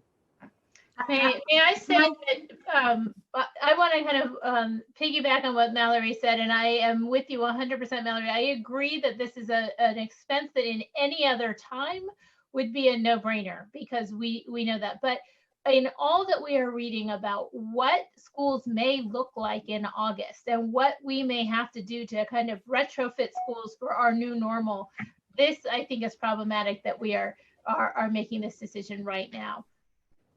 I think that's actually all the more reason to try to get this done, particularly since if we can start getting in there safely with appropriate social distancing methods for the construction workers, I think it's our responsibility to all the more reason to get these as many classrooms cleaned up and modernized as possible, because it will make it easier to make those modifications that you need in order to make a safer environment, cleaner air, et cetera, et cetera. And I think it's almost irresponsible if we have the opportunity to back off on anything that will promote student achievement and safer, healthier environments for our kids. And so for that reason, I'd like to see it go forward, with assurances that it can be done in a safe way. Our superintendent wants to comment. Dr. Height. Thank you, Madam Chair. I think that, so thank you for the comments. And I think people are correct to be concerned about our capacity, in particular the contractor capacity. We have evaluated the contractor capacity for this work, and it is possible to deliver, and we have found that it is possible to deliver this project. And there are a couple of considerations that I think is distinctive in the prior years. One is there are an additional 45 days to do this work that we haven't had in the past. That's number one. Number two, we have a construction management firm, JMT, who provides a lot more capacity around managing the capital projects. The third point is one about the environmental issues. With these 11 schools, part of the project is asbestos removal and lead remediation. And so the project also includes the removal of all asbestos with these projects. That hasn't necessarily been the case in the past. And it also addresses and makes these areas lead safe. And so that's why we're making the recommendation and think that of all of the things that we do, this project and these types of modernizations become the most transformational educationally. Dr. Height, I have a couple I'm sorry, I did the wrong thing. I have a couple clarification questions, and these might be questions you don't have the answer to, but maybe if Mr. Creedon is on the line, I'm not sure. So for every subcontractor, for every contractor on every project, you have to have oversight, right? So from the district, I mean, yes, you have a general contractor, but then we have to oversee somehow. Correct. How many projects, if we do this, would be ongoing this summer, and how many individual people do we have to oversee those projects? That's my first question. My second question is, my understanding is that the contractors are subcontracting the asbestos work. And while there might be different contractors that are doing these projects, they're oftentimes subcontracting to the same asbestos team. And so, yes, there's 11 different projects with maybe 11 different contractors, but are they all subcontracting to one asbestos team and or a very limited number, which at the end of the day puts us back in the same boat of the problem of capacity? So those are my two questions, probably for Mr. Creedon. May I add to that just really quickly, because I think it's also involved. My understanding was our asbestos removal contract is a separate contract, that it's not folded into this contract for classroom modernization. And so I just want to know why it's. I think if we have Mr. Creedon, he stepped through it at the Finance and Facilities meeting, but I think for purposes of clarity, Dr. Height, I'd like to ask Mr. Creedon to talk about the project management that is in place and the district's ability and how closely the projects are being tracked. So if he could talk a little bit about that. And while Mr. Creedon is here, based on what we said in Finance Committee, maybe he can also add, as promised, the part about the compliance with safety rules for purposes. Jim? I'm here. I made some notes on all those questions. If I missed something, please please let me know. Let me address, first of all, the question about the contract and that the asbestos contracts are done separately. In the case of the classroom modernizations or any capital project that includes asbestos removal and or lead safe, that work is put under the umbrella of the contractors on that site. They're not managed as separate contracts. That allows us to leverage capital dollars to remove asbestos and to make buildings lead safe, as opposed to tapping the really precious dollars that are in the operating budget. So, for example, Richmond School, Ethan Allen, those schools will have asbestos projects done this summer utilizing their the capital dollars. The classroom modernizations, because they are capital dollars, will have the asbestos contractor as part of the overall contractor package at each site. As far as supervision goes, I'm sorry, wait, because I'm sorry. Can we clarify that? So, Sure. So I'm understanding that the asbestos is subcontracted from the general contractor. Correct. Right, which is the concern. Because so how many different asbestos if all 11 places are subcontracting to the same asbestos, whatever the word is, company, that's a problem. And my understanding is that's the concern of what might be happening.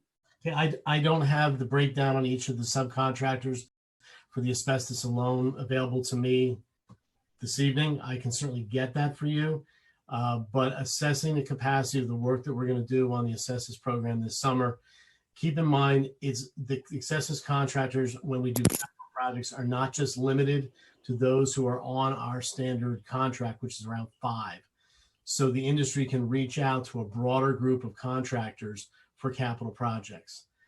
In addition, both of the trades that provide asbestos workers to us, which is labor's workers union, as well as the steam fitters union, are well aware of what we have to do and what capacity we need.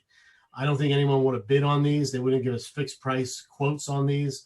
They would not have signed contracts to do it with fixed price quotes from their subcontractors to do it if they had any concern about the capacity to make it happen. Can you talk about oversight? Sure. These projects will be the classroom modernizations will be part of the oversight responsibilities, primarily individuals within our capital projects office.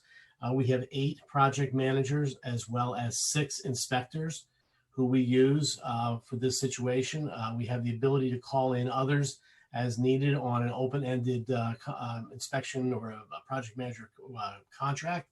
And in addition, we have JMT available to us to also provide the resources that they're going to bring to the table.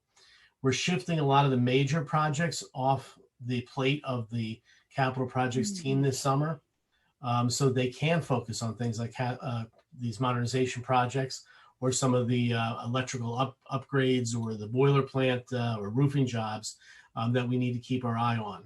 I don't think there should be a capacity issue at all for these individuals. They're well experienced over the last 3 years of managing equally sized number of classrooms over the last several years. They've got a good program in place. I've sat and gone over with them 3 or 4 times, even before we had the closure, to go through this. And I think we've got the right right capacity to be able to watch over these projects. We've had a lot of slip ups over the last several years. And so the monitoring is probably, and the oversight is probably my top concern here. I'll let Mr. Walker make statements. I think he was.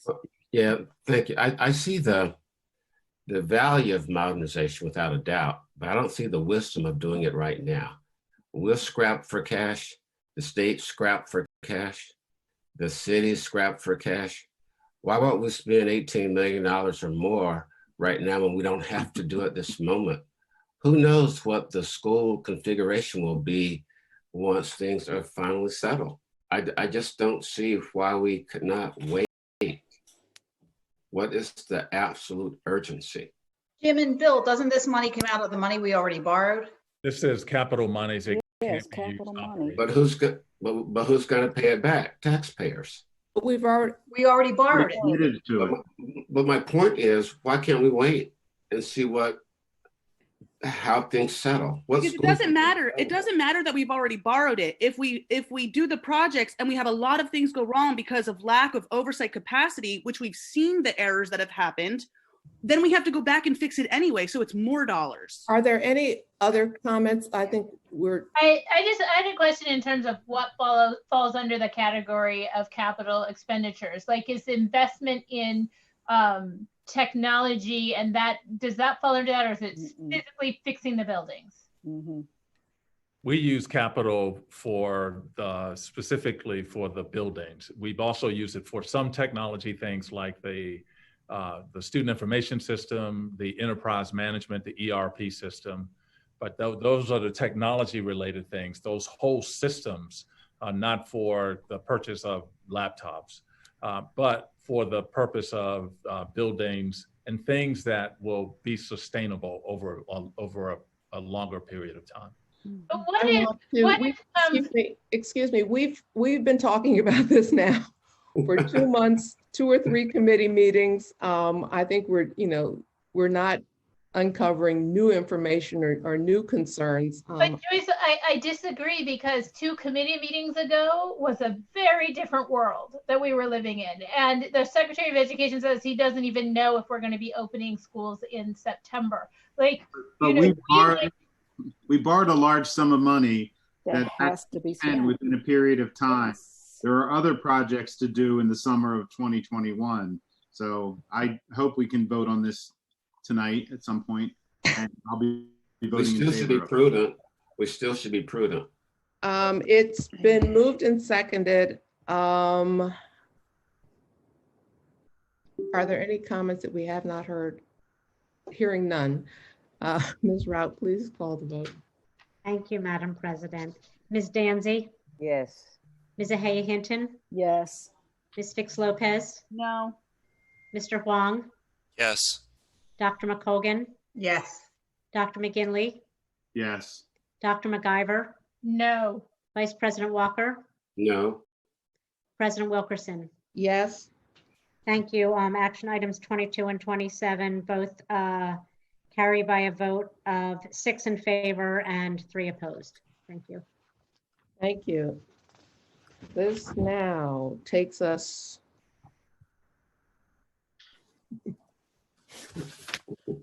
papers.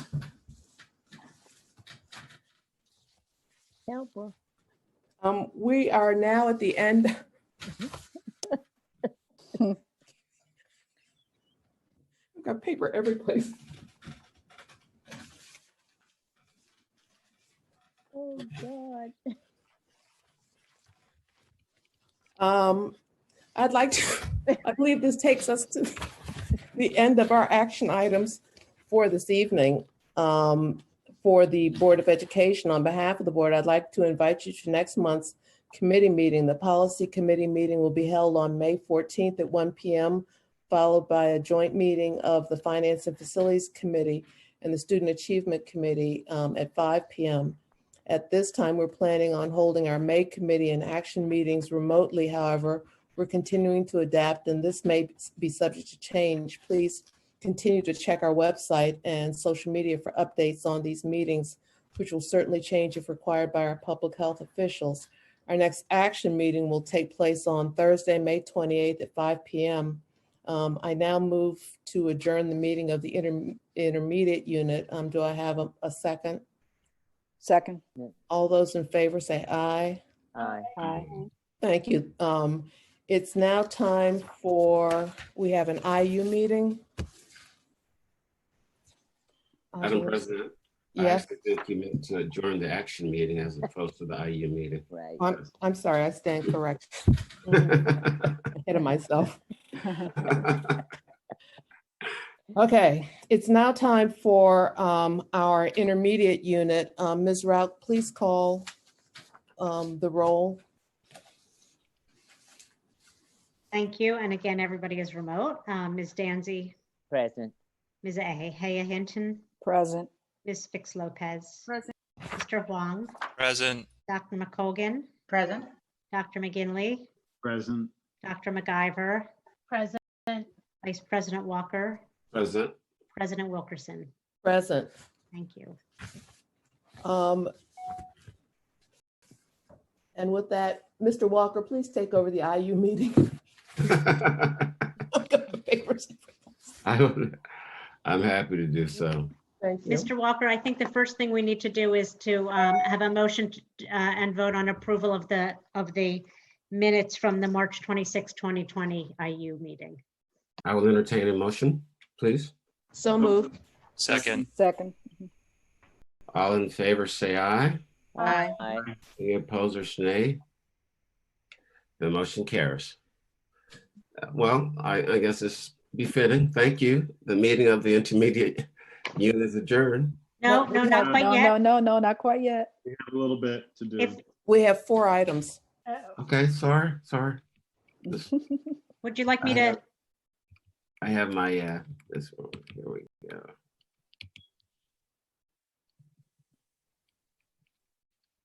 I believe I can pitch in. No,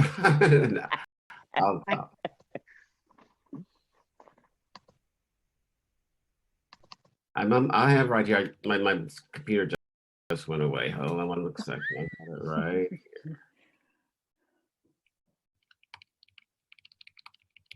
Or just let the president do it. No, Mr. Walker doesn't want the meeting to end. We have 4 items for the intermediate unit. May I have a motion and a second to consider item units 1 through 4, unit items 1 through 4? So moved. Second. Board members and student representatives, are there any questions for unit items 1 through 4? Hearing none, we will now vote on intermediate unit items 1 through 4. Ms. Routh, will you call the roll, please? Yes, thank you. Ms. Danzy, Yes. Ms. Ahaya Hinton, Yes. Ms. Fix Lopez, Yes. Mr. Huang, Yes to all. Dr. McColgan, Yes. and my honor to ask for the last votes of Dr. McGinley, Yes. Dr. MacGyver, Yes. and also my honor, Vice President Walker, your final votes. Yes. Thank you, and President Wilkerson. Yes. Thank you. The action items pass. And thank you. On behalf of the board, I would like to invite you to, although I won't be there, next month's committee meetings. The policy committee meeting will be held on May 14th at 1 p.m., followed by a joint meeting of the Finance and Facilities Committee meeting and Student Achievement and Support Committee meeting at 5 p.m. on May 14th. At this time, we are planning to hold our committee and action meetings remotely. However, we are continuing to adapt, and this may be subject to change. Please continue to check our website and social media for updates on those meetings, which will certainly change if required by our health officials. Our next action meeting will take place on Thursday, May 28th at 5 p.m. And I now move, officially this time, adjournment of this meeting of the intermediate unit. Do I have a second? Second. Thank you. And before declaring the meeting adjourned, I would say I'm really going to miss the camaraderie and the enjoyment and the vigor that we have had as a board and with our other friends. So without any further ado, this meeting is adjourned, and good night and stay well. Good night. Thank you. Good night. Stay well.